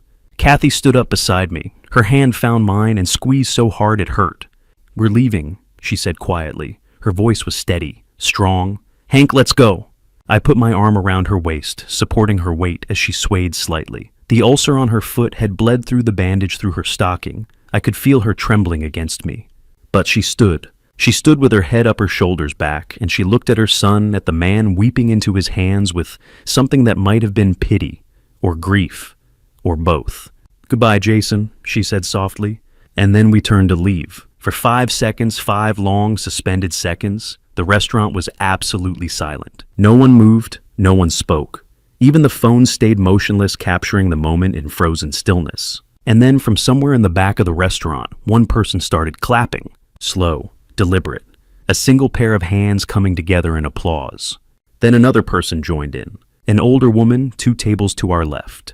She set down her wine glass and brought her hands together, firm, deliberate claps that echoed through the silence. Then another, a man near the bar still holding his drink in one hand, clapping with the other against his thigh. Then 10 people, 20, 30, and then everyone. The entire restaurant, every table in our section, spreading outward like a wave, rose to their feet. 80 people, maybe more, standing, applauding. Not the polite golf clap of a business dinner. Real applause, the kind that comes from somewhere deep. The sound was overwhelming. I stood there with my arm around Kathy, both of us frozen, and listened to an entire room of strangers tell us that they'd seen what happened, that they'd witnessed it, that we weren't alone. "You're a good man, sir," the man at the next table said, his voice thick. He was maybe 60, gray-haired, wearing a suit that had probably cost more than my car. "A damn good man." "God bless you both," a woman called out from somewhere behind us. "You did the right thing," another voice said. "We're praying for you." The voices came from everywhere, overlapping, sincere. People I'd never met. People who'd just watched me expose my son's cruelty and my daughter-in-law's lies in front of 100 witnesses. And instead of looking away, instead of going back to their meals and pretending they hadn't seen, they were standing, applauding, blessing us. I felt Kathy sag against me, and I held her tighter.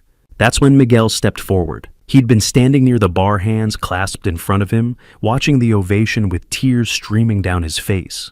Now he walked toward us through the crowd, and the crowd parted for him, creating a path. When he reached our table, he stopped and looked at me for a long moment. His eyes were red, his face wet. "Mr. Sullivan," he said, his voice shaking slightly, "I need to tell you something." I nodded, unable to speak. "I know who you are," Miguel said. "I've known since you walked in tonight, since I saw that scar on your hand." He gestured at my right hand, at the silvered line of burned tissue running from my knuckles to my wrist. 1994, Miguel continued. "August 17th, there was a warehouse fire on East Van Buren Street. Do you remember? I stared at him. Yes, I remember. My father was in that warehouse," Miguel said. "Roberto Alvarez, he was a maintenance worker. The fire started in the electrical room, and he was checking the breakers when the whole system went up. A beam fell, pinned him. The memory came back in pieces. The warehouse. The smoke so thick you couldn't see your hand in front of your face. The calls for help. The man trapped under steel and concrete flames spreading fast. You went in," Miguel said, his voice breaking. "The other firefighters said it was too dangerous. The building was coming down. But you went in anyway. I remembered grabbing that beam, remembered the heat even through my gloves, remembered the way my right hand had burned when I'd finally gotten enough leverage to shift it. You pulled him out," Miguel said. "You carried him out of that building 30 seconds before the roof collapsed. The doctors said he had second-degree burns and smoke damage to his lungs. But he lived. He lived another 25 years. My throat was tight. He passed 2019, Miguel said, nodding. The lung damage from the smoke finally caught up with him. But Mr. Sullivan, he stepped closer. He talked about you every single day. Every day for 25 years, he told us about the firefighter who saved his life. The man who didn't give up when everyone else said it was too late. You were a hero to our family, to my father, to me. I felt something break loose inside me, something I'd been holding tight for months, maybe years. I didn't know, I managed. I never knew what happened to him after. We pulled so many people out over the years. He knew, Miguel said. He never forgot. Miguel reached into his jacket and pulled out a check. He handed it to me. This is from the restaurant, he said. $5,000. It's not enough. It's not even close to enough. But it's what I can give you tonight.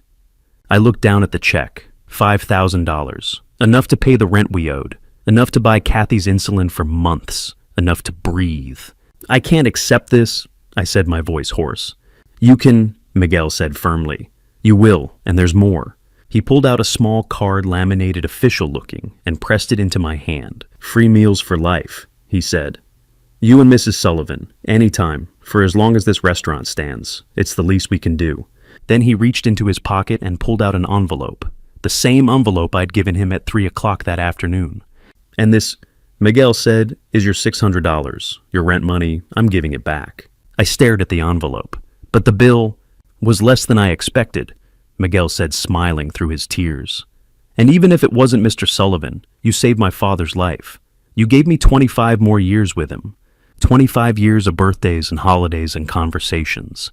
You gave me time I never would have had. He pressed the envelope into my hand. Take it, he said. Please, let me do this one thing. The applause was still going, still building. People were crying now, not just us, but strangers at tables across the room. The woman at table 12, Rachel, though I still didn't know her name, had her phone down, wiping tears from her eyes. I looked at Miguel, at this man whose father I'd pulled from a burning building 30 years ago. This man who'd helped me tonight without knowing why. This man who'd given me back my dignity and more. And I broke. The tears I'd been holding back all night, all month, all year finally came. They poured out of me in great shaking sobs that I couldn't control. I pulled Miguel into a hug and held on like he was the only thing keeping me upright. Thank you, I managed between gasps. Thank you. Miguel hugged me back hard. No, Mr. Sullivan, thank you. Thank you for my father. Thank you for everything. When I finally let go, I turned to Kathy. She was crying too, her face buried in her hands, her shoulders shaking. Let's go home, I said softly, putting my arm around her waist. She nodded, unable to speak. The crowd was still applauding as we walked toward the exit. They parted for us, creating a path through the tables, through the witnesses, through the phones still recording.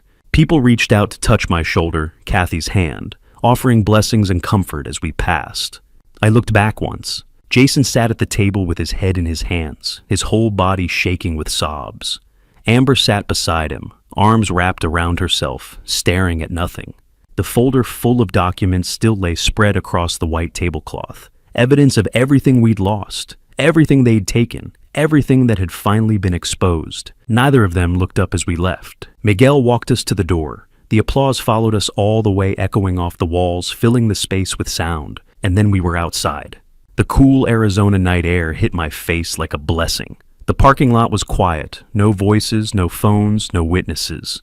Just the distant sound of traffic and the rustle of wind through the palm trees. Kathy leaned against me heavily, and I held her up. We stood there for a moment, breathing, letting the silence wash over us. It's over, she whispered. I kissed the top of her head. It's over, and for the first time in 3 years, I believed it might actually be true. We'd barely made it to the car when I heard footsteps running behind us. And that, please. Jason's voice desperate and broken. I kept walking, my arm steady around Kathy's waist, supporting her weight as she limped toward the Honda. The parking lot was dim, just a few streetlights casting long shadows across the pavement. The air was cool now, almost cold after the warmth of the restaurant. Hey, Dad, please just let me explain. I turned around. Jason stood 10 feet away, breathing hard. His expensive suit wrinkled his face, streaked with tears that hadn't stopped. Behind him, Amber appeared, moving slower, her arms wrapped around herself. She'd taken off the fake belly. Without it, her dress hung loose and shapeless. She looked smaller somehow, diminished. There's nothing to explain, I said quietly. You made yourself very clear in there. I didn't mean... Jason's voice cracked. I wasn't thinking. I didn't understand how bad things were. You didn't ask, I said. The same words from inside. They were still true. You had 16 years to ask. 16 years to wonder what happened to $2 million. 16 years to check on your mother. Jason flinched like I'd struck him. Amber stepped forward. This is just a misunderstanding. she said, but her voice lacked conviction now. The confidence from dinner was gone. We can work this out. We can... No, I said. We can't and we won't. I turned back to the car, fishing my keys from my pocket. Opened Kathy's door first, helped her into the passenger seat. Her hands were still shaking. The stain on her stocking had spread wider. Fine.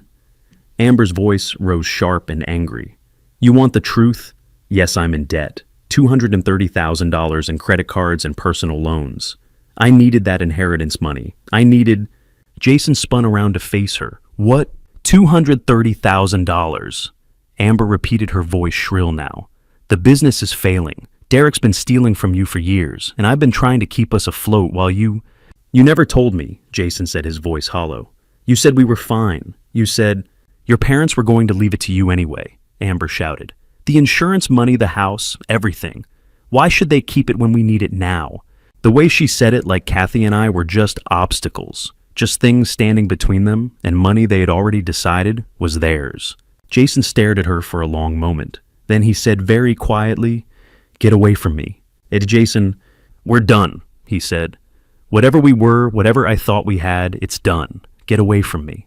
Amber's face contorted anger and desperation, and something that might have been fear. She looked at him, then at me, then at Kathy sitting in the car, and then she lunged for Kathy's door handle. You did this, she screamed. You ruined everything. I stepped between her and the car, my hand on the lock button. The door clicked shut just as her fingers reached the handle. Don't, I said. My voice was low, calm, the same voice I'd used 30 years ago, talking people down from ledges. Don't touch her. Amber backed away, her face-red tears streaming down her cheeks now. Not the dignified tears Kathy had cried. These were ugly tears. Tears of rage and humiliation and defeat. I got into the driver's seat. Started the Honda. That grinding noise again, the transmission that needed fixing. But tonight, it sounded like freedom. Jason stood in the parking lot watching us. He raised one hand halfway between a wave and a plea. But I didn't acknowledge it. Just shifted into reverse and backed out of the space. As we drove away, I saw him in the rearview mirror, still standing there, still alone. Kathy reached over and took my hand. We drove home in silence, her fingers wrapped tight around mine, and neither of us said a word. What I didn't know, what I wouldn't learn until days later, was what happened after we left. The woman from table 12, Rachel, the one who'd been recording everything on her phone. At 10:17 that night, she uploaded the video, not to her personal page, to the main feed of one of those viral video platforms, the kind where stories explode overnight, where ordinary moments become national news. She titled it, Son Refuses to Pay for Dying Mother on Mother's Day, Watch What Happens. Added hashtags, hashtag Mother's Day Shame, hashtag Fake Pregnancy, hashtag Inheritance Lie. She'd edited it down from the full 18 minutes to just 4.5. The key moments. Amber's line about not paying for her, the prepayment reveal, the medical bills, the cancer diagnosis, the fake belly slipping, the standing ovation, everything. By 11 that night, the video had 1 million views. By 2 in the morning, on May 13th, it had 10 million. By 8 o'clock, less than 12 hours after it was posted, it had 40 million views and was trending #1 nationwide. The algorithm had picked it up. The story was too perfect.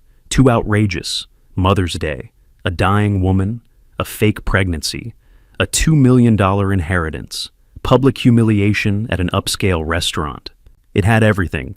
People shared it, commented, made reaction videos. The hashtags trended on every platform. By that Monday morning, the national news had picked it up. CNN ran a segment. Fox covered it. MSNBC did a whole segment on elder financial abuse. The clips played on morning shows, afternoon talk shows, evening news. The story was everywhere. And with the attention came consequences. The FBI opened an investigation that same day. Wire fraud, elder financial abuse. The video was evidence clear, documented, witnessed by dozens. They started with Amber's fake pregnancy scheme, her debt, the life insurance conversation I'd mentioned. But then they found Derek, Jason's business partner, the one who'd been calling during dinner. The one who'd been stealing for years, as Amber had said in the parking lot. The investigators pulled the company records, found $3.2 million missing, embezzled over 4 years through fake vendor contracts and inflated expenses. Derek had been bleeding the business dry, while Jason, distracted, oblivious, had signed off on everything without looking. The dominoes were falling, and they were falling fast. I didn't watch the video. Not then, not later, not ever. I knew what had happened in that restaurant. I didn't need to see it again. Didn't need to read the comments or watch the reactions or become part of the spectacle. When the news vans showed up at our house 3 days later, I didn't answer the door. When reporters called, I hung up. When the story hit the national news, I turned off the TV, because none of that mattered. What mattered was Kathy. I spent that first night after the restaurant cleaning and dressing the ulcer on her foot. It took 40 minutes. The wound was deep infected, worse than I'd thought, but I cleaned it carefully, applied fresh bandages, elevated her leg on pillows. She watched me the whole time, tears sliding quietly down her face. "I'm sorry," she whispered. "For what? For being a burden, for costing so much, for—" "Stop," I said, looking up at her. "You're not a burden. You never were. You're my wife, and I love you." She reached down and touched my face. "What do we do now?" I took her hand and kissed her palm. "We rest. We heal. We take care of each other. And Jason—" I was quiet for a moment. Then I said, "That's up to him now." The TV stayed off that night. The phone stayed silent. The world outside could wait. For now, there was just us. Just Kathy and me. Just the two of us trying to survive another day. And that was enough. 3 days passed in quiet. Kathy and I stayed home. I dressed her ulcer twice a day, drove her to a clinic appointment I could barely afford, picked up her medications with the money Miguel had given us. We didn't watch the news, didn't answer calls from numbers we didn't recognize, didn't open the door when reporters knocked. Just us, healing, surviving. On the third day, the phone rang. I almost didn't answer, but then I saw the name on the screen. Jason. I stared at it for 3 rings, 4, then I picked up. "Dad." His voice was hoarse, broken. "Can we talk? Please, I know I don't deserve it, but please." I was quiet for a long moment. Then I said, "Come to the house, tomorrow, May 18th, 2 in the afternoon. Jason pulled up in his Porsche, the same one from Mother's Day. But when he got out, he looked different. No suit, just jeans and a wrinkled t-shirt. His eyes were red and swollen like he hadn't slept in days. I let him in. We sat at the kitchen table, the same table where I'd signed over $2 million 16 years ago. "I found something," Jason said quietly. His hands were shaking. "Yesterday, I couldn't stop thinking about what you said, about the cancer. So, I went to your house. I know I shouldn't have, but I needed to know." He pulled out a stack of papers, my cancer bills. The ones I'd hidden in the glove box of my truck. The diagnosis from March 3rd, the treatment plan, the cost estimate, all of it. At $78,500. Jason read, his voice cracking. "Stage 2, and you didn't tell anyone. You didn't get treatment, you just—" He looked up at me, tears streaming down his face. "You chose Mom over yourself." I said nothing. "And then I found this," Jason continued. He pulled out a small spiral notebook, the kind you buy at the dollar store. Kathy's handwriting covered the pages. Dates, times, insulin doses. Jason opened to a page dated March 8th, 2 days before her collapse. "Half dose again." He read aloud, his voice barely a whisper. "God forgive me for what I'm doing, but we can't afford the full amount. Maybe tomorrow, maybe next week." He turned the page. March 9th. "Half dose. Hank doesn't know I'm cutting back this much. I can't tell him. He'd give me his last dollar and we need it for rent." Jason's hands were shaking so badly he could barely hold the notebook. "She wrote this every day," he said.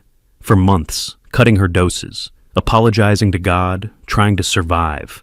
He looked at me, and I was at a spa, getting a massage, ordering lobster, buying Amber whatever she wanted. He set the notebook down and put his head in his hands.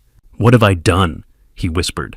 "Dad, what have I done? I was so blind, so stupid. I thought I was successful. I thought I had everything figured out. And you were dying. Mom was dying. And I didn't even notice."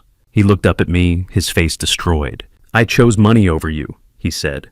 "I chose my wife and my business and my reputation over my own parents. How do I live with that? How do I—" He broke, completely. His whole body shook with sobs. I got up from my chair, walked around the table, and pulled my son into my arms. He clung to me like he was drowning, like I was the only thing keeping him above water. "I'm sorry," he gasped. "I'm so sorry, Dad, I'm sorry." "I know," I said quietly. "I know you are." We stood there for a long time, father and son. trying to find our way back to each other. The next day, May 19th, there was a knock at the door. I opened it to find a woman standing on my porch, mid to late 40s, dark hair, familiar somehow, though I couldn't place where I'd seen her. Then I remembered, table 12, the restaurant, the woman who'd been recording everything. "Mr. Sullivan," she said softly. "My name is Rachel Martinez. Can I talk to you for a moment?" I let her in. She sat down at the kitchen table, the same spot Jason had sat the day before, and pulled an old photograph from her purse. "I need to tell you something," she said. "Something I should have told you a long time ago." She slid the photo across the table. It showed a man, maybe 60, gray hair, kind eyes, standing with his arm around a teenage girl. The girl had dark hair and a nervous smile. Written on the back in faded ink, "Dad and Rachel, 1995. I looked at the man in the photo, looked at his face, and felt the world tilt. It was my father. "We share a father," Rachel said quietly. "Your father was my father too. He and my mother were together before he met your mother. I was born in 1976. He stayed in my life. Not full time, but he was there. He loved me, and he loved you." I stared at her, at this woman who looked so familiar, who had the same eyes as my father, the same slight curve to her mouth. "I found out about you when I was 16, Rachel continued. "He told me, said I had a half-brother, a firefighter, a good man, but he also said your mother didn't know about me, that it would hurt her to find out. So I stayed away. Why now I managed. Because I saw the video," Rachel said simply. "I was at that restaurant because it was my father's favorite place. Miguel, his son, your father saved his father. He told me about a man who was coming in, a firefighter named Sullivan, and I thought, maybe it was you." She reached across the table and took my hand. "I recorded everything because I knew something important was happening," she said. "And when I saw what your son did to you, what his wife did, I couldn't just sit there. I had to do something. So I posted the video. And I made sure the world saw what I saw, a good man, who'd been forgotten by the people who should have loved him most." Tears were running down my face now.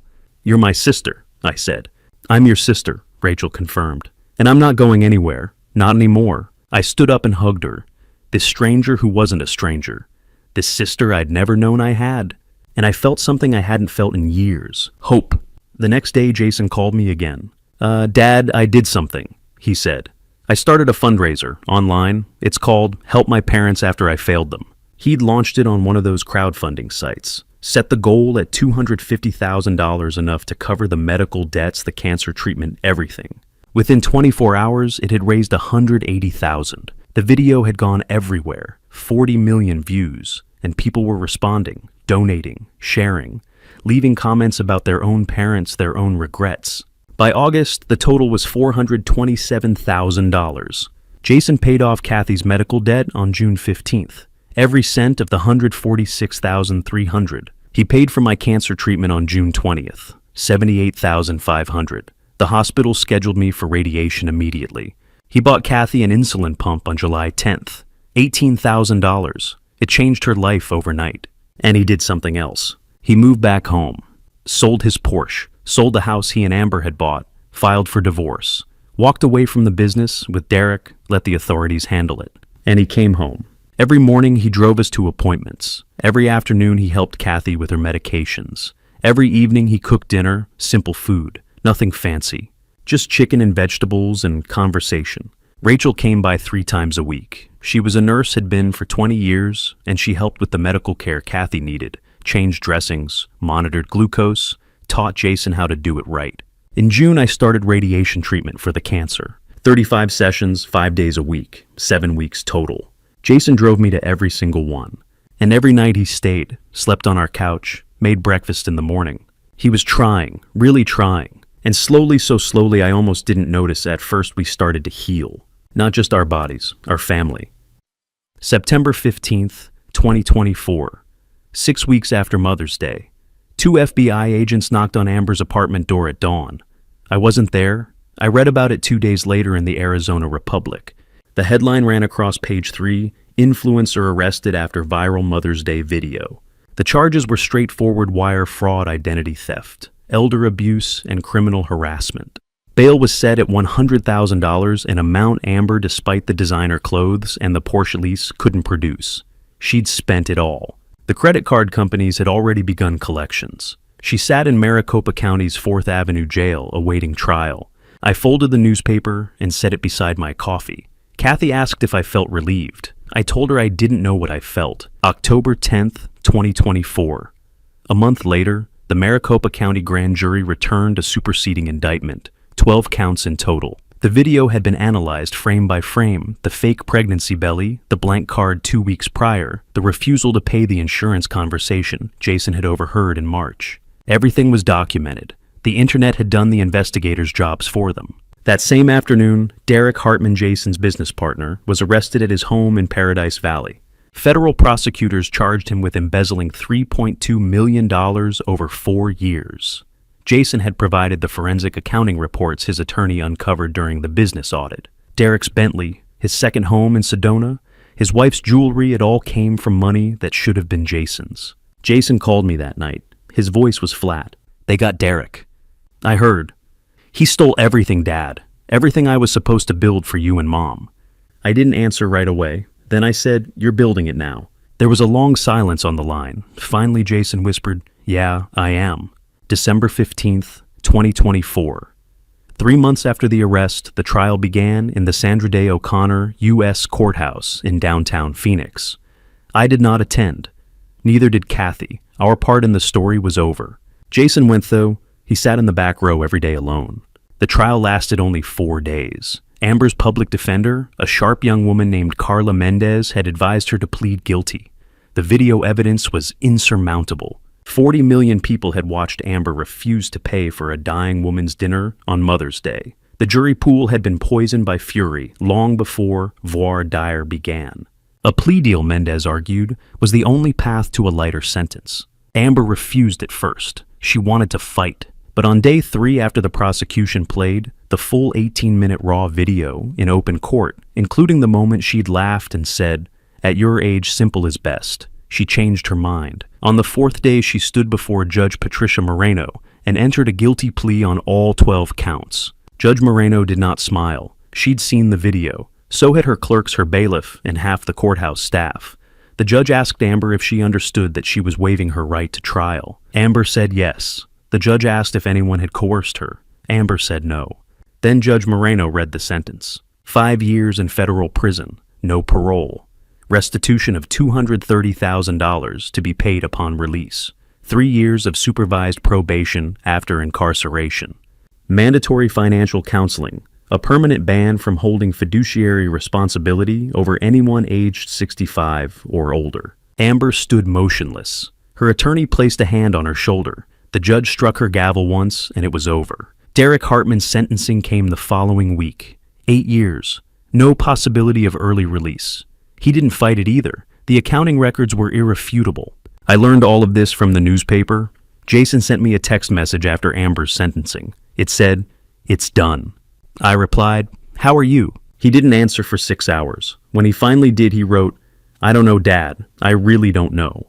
That night, I sat at the kitchen table with the newspaper spread in front of me. The headline read, "Guilty Verdict in Mother's Day Elder Abuse Case, 5 Years for Influencer."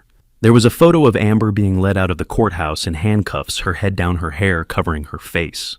I stared at that photo for a long time. I didn't feel victorious. I didn't feel relieved. I felt tired and sad. Sad for Jason, who'd loved a woman who'd tried to harm his mother through neglect. Sad for Amber, who'd traded her future for handbags and restaurant bills. Sad for the waste of it all. Kathy's voice drifted in from the living room. "Hank, you coming to bed?" "In a minute," I called back. I folded the newspaper carefully, creasing it along the center line. Then I walked into the living room. Kathy had fallen asleep on the couch, her head resting against a pillow Jason had bought her last month. Soft, hypoallergenic, the kind that didn't irritate her skin. Her insulin pump was clipped to her waistband. Her foot, now healed, rested on a cushion. I sat down beside her and took her hand. She stirred slightly but didn't wake. Outside, the December night was cool and still. Somewhere across town, my son was probably sitting in his apartment, staring at his phone, trying to make sense of everything that had happened. Somewhere in a federal holding facility, Amber was beginning to understand the cost of cruelty. And somewhere in a distant cell, Derek was doing the same. But here in this small living room, My wife was breathing steadily, her hand warm in mine. I closed my eyes. Justice had been served. The law had spoken. But none of that mattered as much as this Kathy was alive. Jason was home. And for the first time in years, I believed we might actually be okay. I squeezed her hand gently, and I let myself rest. June 2025, 13 months after that Mother's Day dinner. 6 months after Amber's sentencing, I sat in Dr. Sarah Morrison's exam room with Kathy beside me. The waiting room had been full of families, children playing with toys, a young mother cradling a newborn. The world kept turning. Life kept happening. And somehow, against all odds, we were still here. Dr. Morrison walked in with 2 thick folders under her arm. She smiled the kind of smile doctors give when the news is better than expected. "Hank," she said, setting the folders on the counter, "your PSA is 0.8. I blinked. 0.8, down from 47 in March of last year. 35 radiation treatments completed in September. No detectable masses on your latest scan. I'm calling it complete remission." Kathy squeezed my hand so hard, I felt her wedding ring press into my skin. I didn't say anything. I couldn't. I'd spent a year preparing myself for the opposite news, for the conversation about palliative care, about months instead of years. I'd made peace with it. But here I was, still breathing, still fighting. "Well, thank you," I finally managed. Dr. Morrison turned to Kathy. "And you, Mrs. Sullivan, your A1C is 7.2%. Kathy's eyes widened. 7, down from 10.2 last March. Your glucose levels have been stable for 3 months straight. The insulin pump is working beautifully. And the continuous monitor Jason set up," she gestured to the small device clipped to Kathy's arm, "has been logging every reading. You're doing everything right." Kathy looked down at her hands. "Jason did that," she said quietly. "He checks it every morning, every night. He sets alarms on his phone so he doesn't forget." Dr. Morrison nodded. "I know. He calls me twice a week with questions." Then she knelt beside Kathy's chair and gently lifted her right foot, the one that had bled through her stocking on Mother's Day. She peeled back the bandage. Underneath the skin was smooth, pink, new. "This," Dr. Morrison said softly, "is what I call a miracle." Kathy stared at her foot as if seeing it for the first time. The ulcer, the one that had wept for months, the one that had turned black at the edges, the one I'd been so sure would take her leg, was gone, completely healed. "Your son cleaned this wound every single day," Dr. Morrison continued. "He followed the protocol exactly. He changed dressings. He monitored for infection. He drove you to every follow-up appointment. Mrs. Sullivan, wounds like this don't heal without that kind of care. Jason saved your foot." Kathy's tears came silently the way they always did. I wrapped my arm around her shoulders. Dr. Morrison stood and made a note in her chart. "Your peripheral neuropathy has improved by about 60%. The nerve damage from years of high glucose is reversing. Slowly, but it's happening. Keep doing what you're doing." "We will," I said. After the appointment, we drove home through midday Phoenix traffic. The June heat shimmered off the asphalt. Kathy rested her head against the window, her whole healed foot propped on the seat. She didn't say much, neither did I. Some things were too big for words. When we pulled into the driveway, Rachel's car was already there. She'd started coming by 3 times a week sometimes to check Kathy's vitals, sometimes just to sit and talk. She'd brought flowers today, daisies, Kathy's favorite. Inside, Rachel was setting the table for lunch. She looked up when we walked in and grinned. "How'd it go?" "Remissioned," I said. Rachel's grin widened. "I knew it. And Kathy's A1C is 7.2. Rachel crossed the room and hugged Kathy so tightly I thought she might lift her off the ground. "I'm so proud of you," she whispered. Kathy laughed, a real laugh, the kind I hadn't heard in years. "I didn't do anything. Jason did it all." "You let him," Rachel said. "That's something." Jason had sold the mansion in Paradise Valley back in February. The Porsche Cayenne was gone to repossessed, actually, since it had been leased in Amber's name. He'd moved into a 1-bedroom apartment in Tempe near the university. No granite countertops, no chandeliers, just a couch, a bed, and a desk. He'd taken a job as a project manager for a mid-sized construction firm. $85,000 a year, a fraction of what he'd once made, but honest work. He showed up at our house every morning before work to check Kathy's glucose and make sure she'd eaten breakfast. Every evening he came back to cook dinner. On weekends he cleaned the house, fixed anything that was broken, and drove us to appointments. He never asked for forgiveness. He just worked. And slowly, so slowly, I almost didn't notice it happening. I started to trust him again. That evening, my phone rang. Jason's name lit up the screen. "Hey, Dad." "Jason. He paused. I could hear him breathing on the other end. "I wanted to ask you something." "Go ahead." "Mother's Day is next Sunday. I know last year was—" He trailed off. I waited. "I want to cook dinner for you and Mom," he said finally. "At my place. Nothing fancy, just the three of us. And Rachel if she wants to come. His voice cracked. "I want to do it right this time." I looked across the room at Kathy, who was watching me with those steady, knowing eyes. "We'll be there," I said. Jason exhaled a sound like relief, like release. "Thank you, Dad." "Jason, yeah, we're proud of you." There was a long silence. Then quietly, "I'm trying." "I know you are." After I hung up, I sat down beside Kathy on the couch. She rested her head on my shoulder. "He's really coming back, isn't he?" she whispered. I thought about the last 13 months, the hospital bills paid in full, the insulin pump, the 35 radiation appointments Jason had driven me to, even when I told him I could take a cab, the dressings he'd changed, the phone calls to Dr. Morrison, the quiet, relentless work of rebuilding a life. I kissed the top of Kathy's head. "Yeah," I said, "our son has truly come home."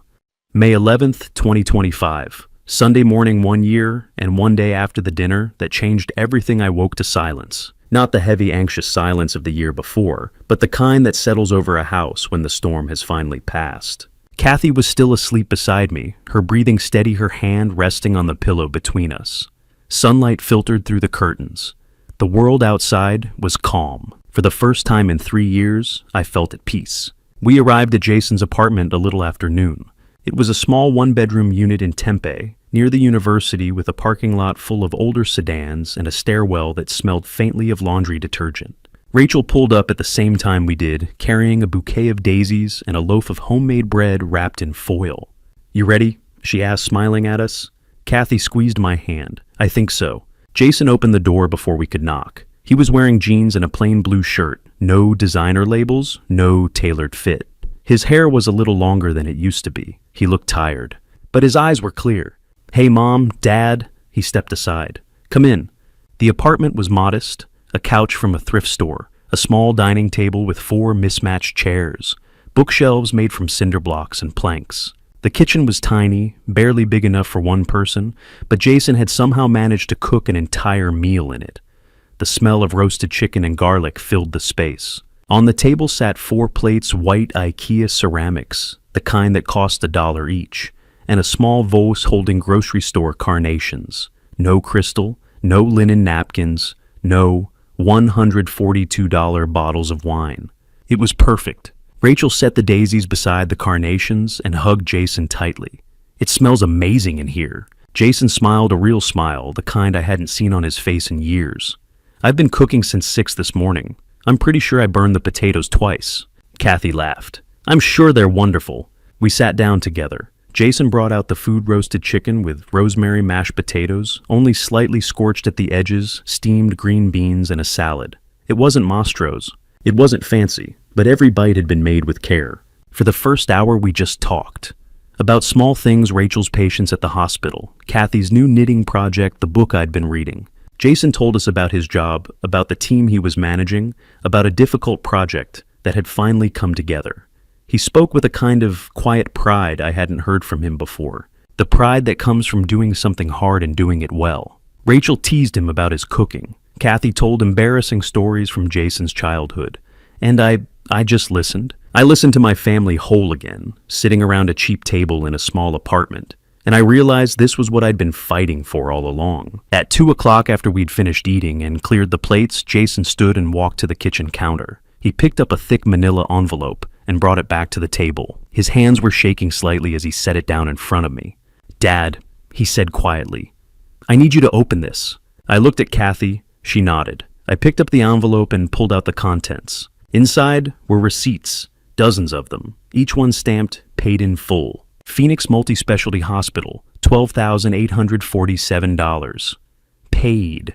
Valley Cancer Center, $78,500. Paid. Diabetes. Supply Company, $18,000. Paid. Southwest Cardiology, $7,200.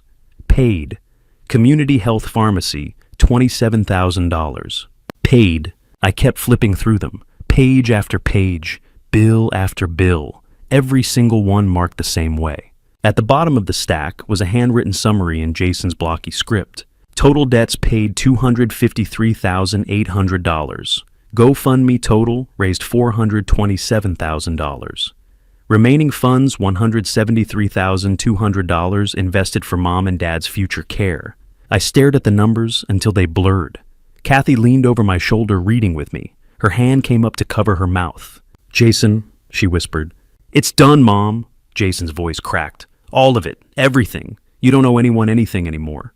I set the papers down carefully as if they might disintegrate if I moved too fast. Then I reached into the envelope one more time and pulled out the last item, a folded letter written on lined notebook paper. "Dear Mom and Dad," it began.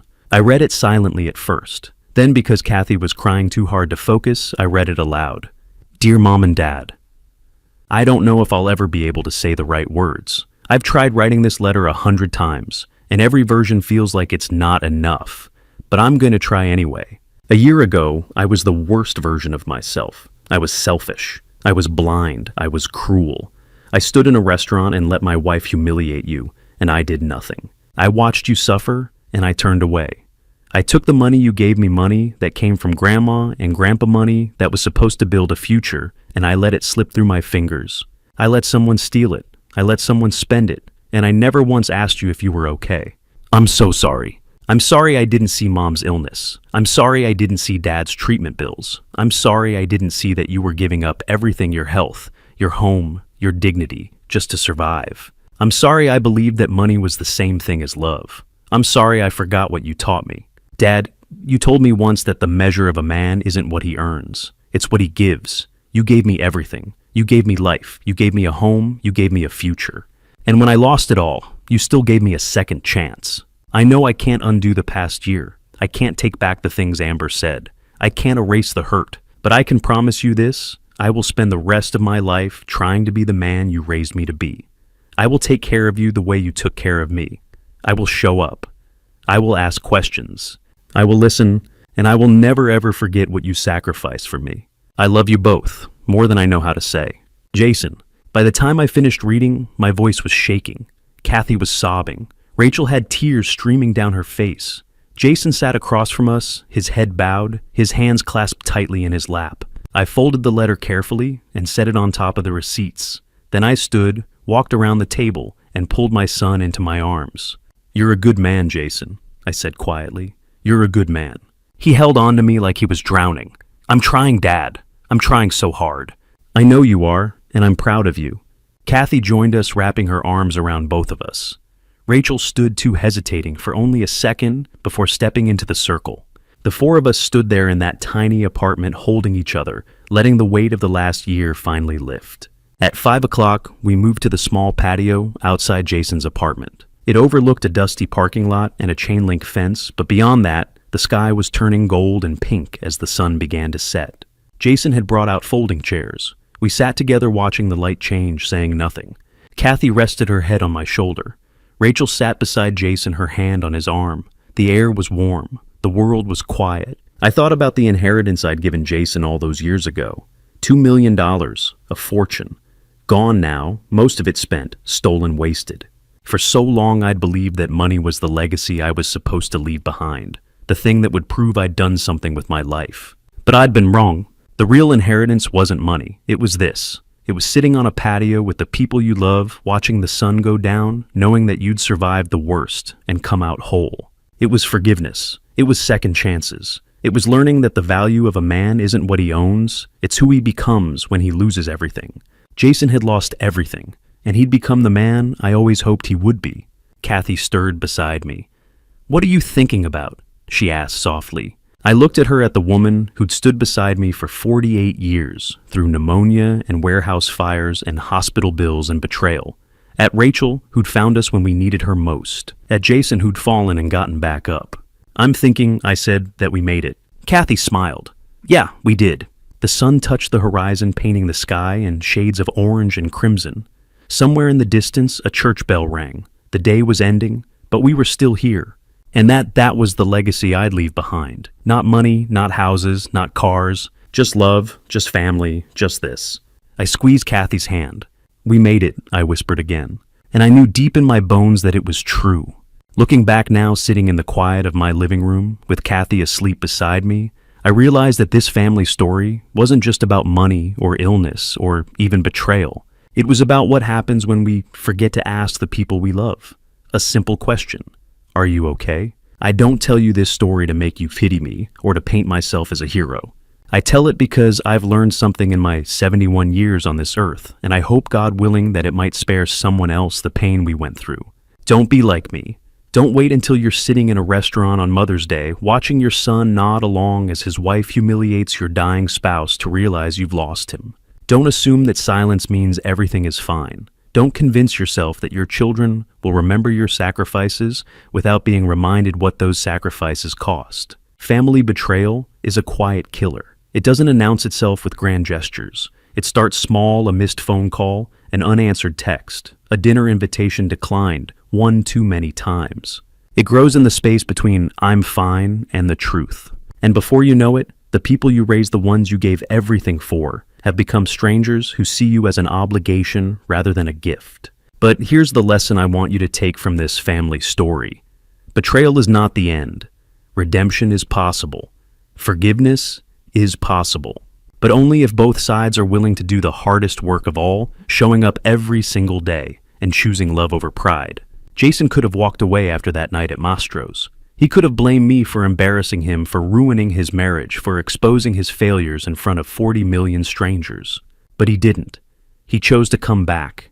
He chose to sit in the wreckage of his own mistakes and rebuild brick by brick the relationship he had destroyed. And I, stubborn old man that I am, chose to let him. That's my advice to you. If someone you love has committed family betrayal against you, give them a chance to make it right. Not because they deserve it, not because it's easy, but because love, real love, is not about keeping score. It's about deciding that the person in front of you is worth more than the hurt they caused. Now I'm a man of simple faith. I'm not a preacher, and I don't claim to know all the answers. But I do know this: God didn't put us on this earth to hoard our blessings, or to measure our worth by the size of our bank accounts. He put us here to love each other imperfectly, messily, desperately, and to forgive when that love is tested. So, if you're watching this and you're estranged from your parents, your children, your siblings, pick up the phone, send the text, knock on the door. Life is too short, and family betrayal cuts too deep to let pride be the thing that keeps you apart. As for me, I'm just grateful. Grateful for Kathy, who never gave up. Grateful for Jason, who found his way home. Grateful for Rachel, who reminded me that family isn't just blood. It's the people who show up when it matters. This is our family story. I pray yours ends with hope too. Thank you for walking with me through this journey to the very end. I'd love to hear from you in the comments. What would you do if you found yourself in a situation like ours, caught between love and betrayal, between holding on and letting go? Your perspective means the world to me. If this story resonated with you or stirred something in your heart, please consider subscribing so you won't miss the stories still to come. A gentle reminder: while this narrative draws inspiration from real-life themes of family sacrifice and reconciliation, certain elements have been dramatized for storytelling purposes. If this particular style doesn't align with your preferences, feel free to explore other content that speaks to you. Looking back at the entire situation, I have to say this clearly. Amber and her manipulative partner may present themselves well on the surface, but in my view, their actions are driven by pure greed and moral decay. From my perspective, lying about an unborn child just to extort money from someone who is already suffering is something I simply cannot accept. That's not desperation. That's calculated cruelty. What stands out the most is the father's response. He didn't just expose the lies. He used that moment to force his son to confront the truth he had been avoiding. There's strength in that kind of restraint, and even more in choosing to teach rather than destroy. And the key lesson here is simple. Never let money blind you to the people who stood by you when you had nothing. Because once trust and family bonds collapse, there's very little left to hold on to. This story reminds us that real wealth isn't measured in money. It's measured in how we treat the people who sacrificed everything for us. Jason's regret at the end shows that change is possible, but it also proves that the scars left by betrayal don't disappear easily. What do you think about Amber's actions? Do you believe the consequences she faced were enough, or should it have gone further?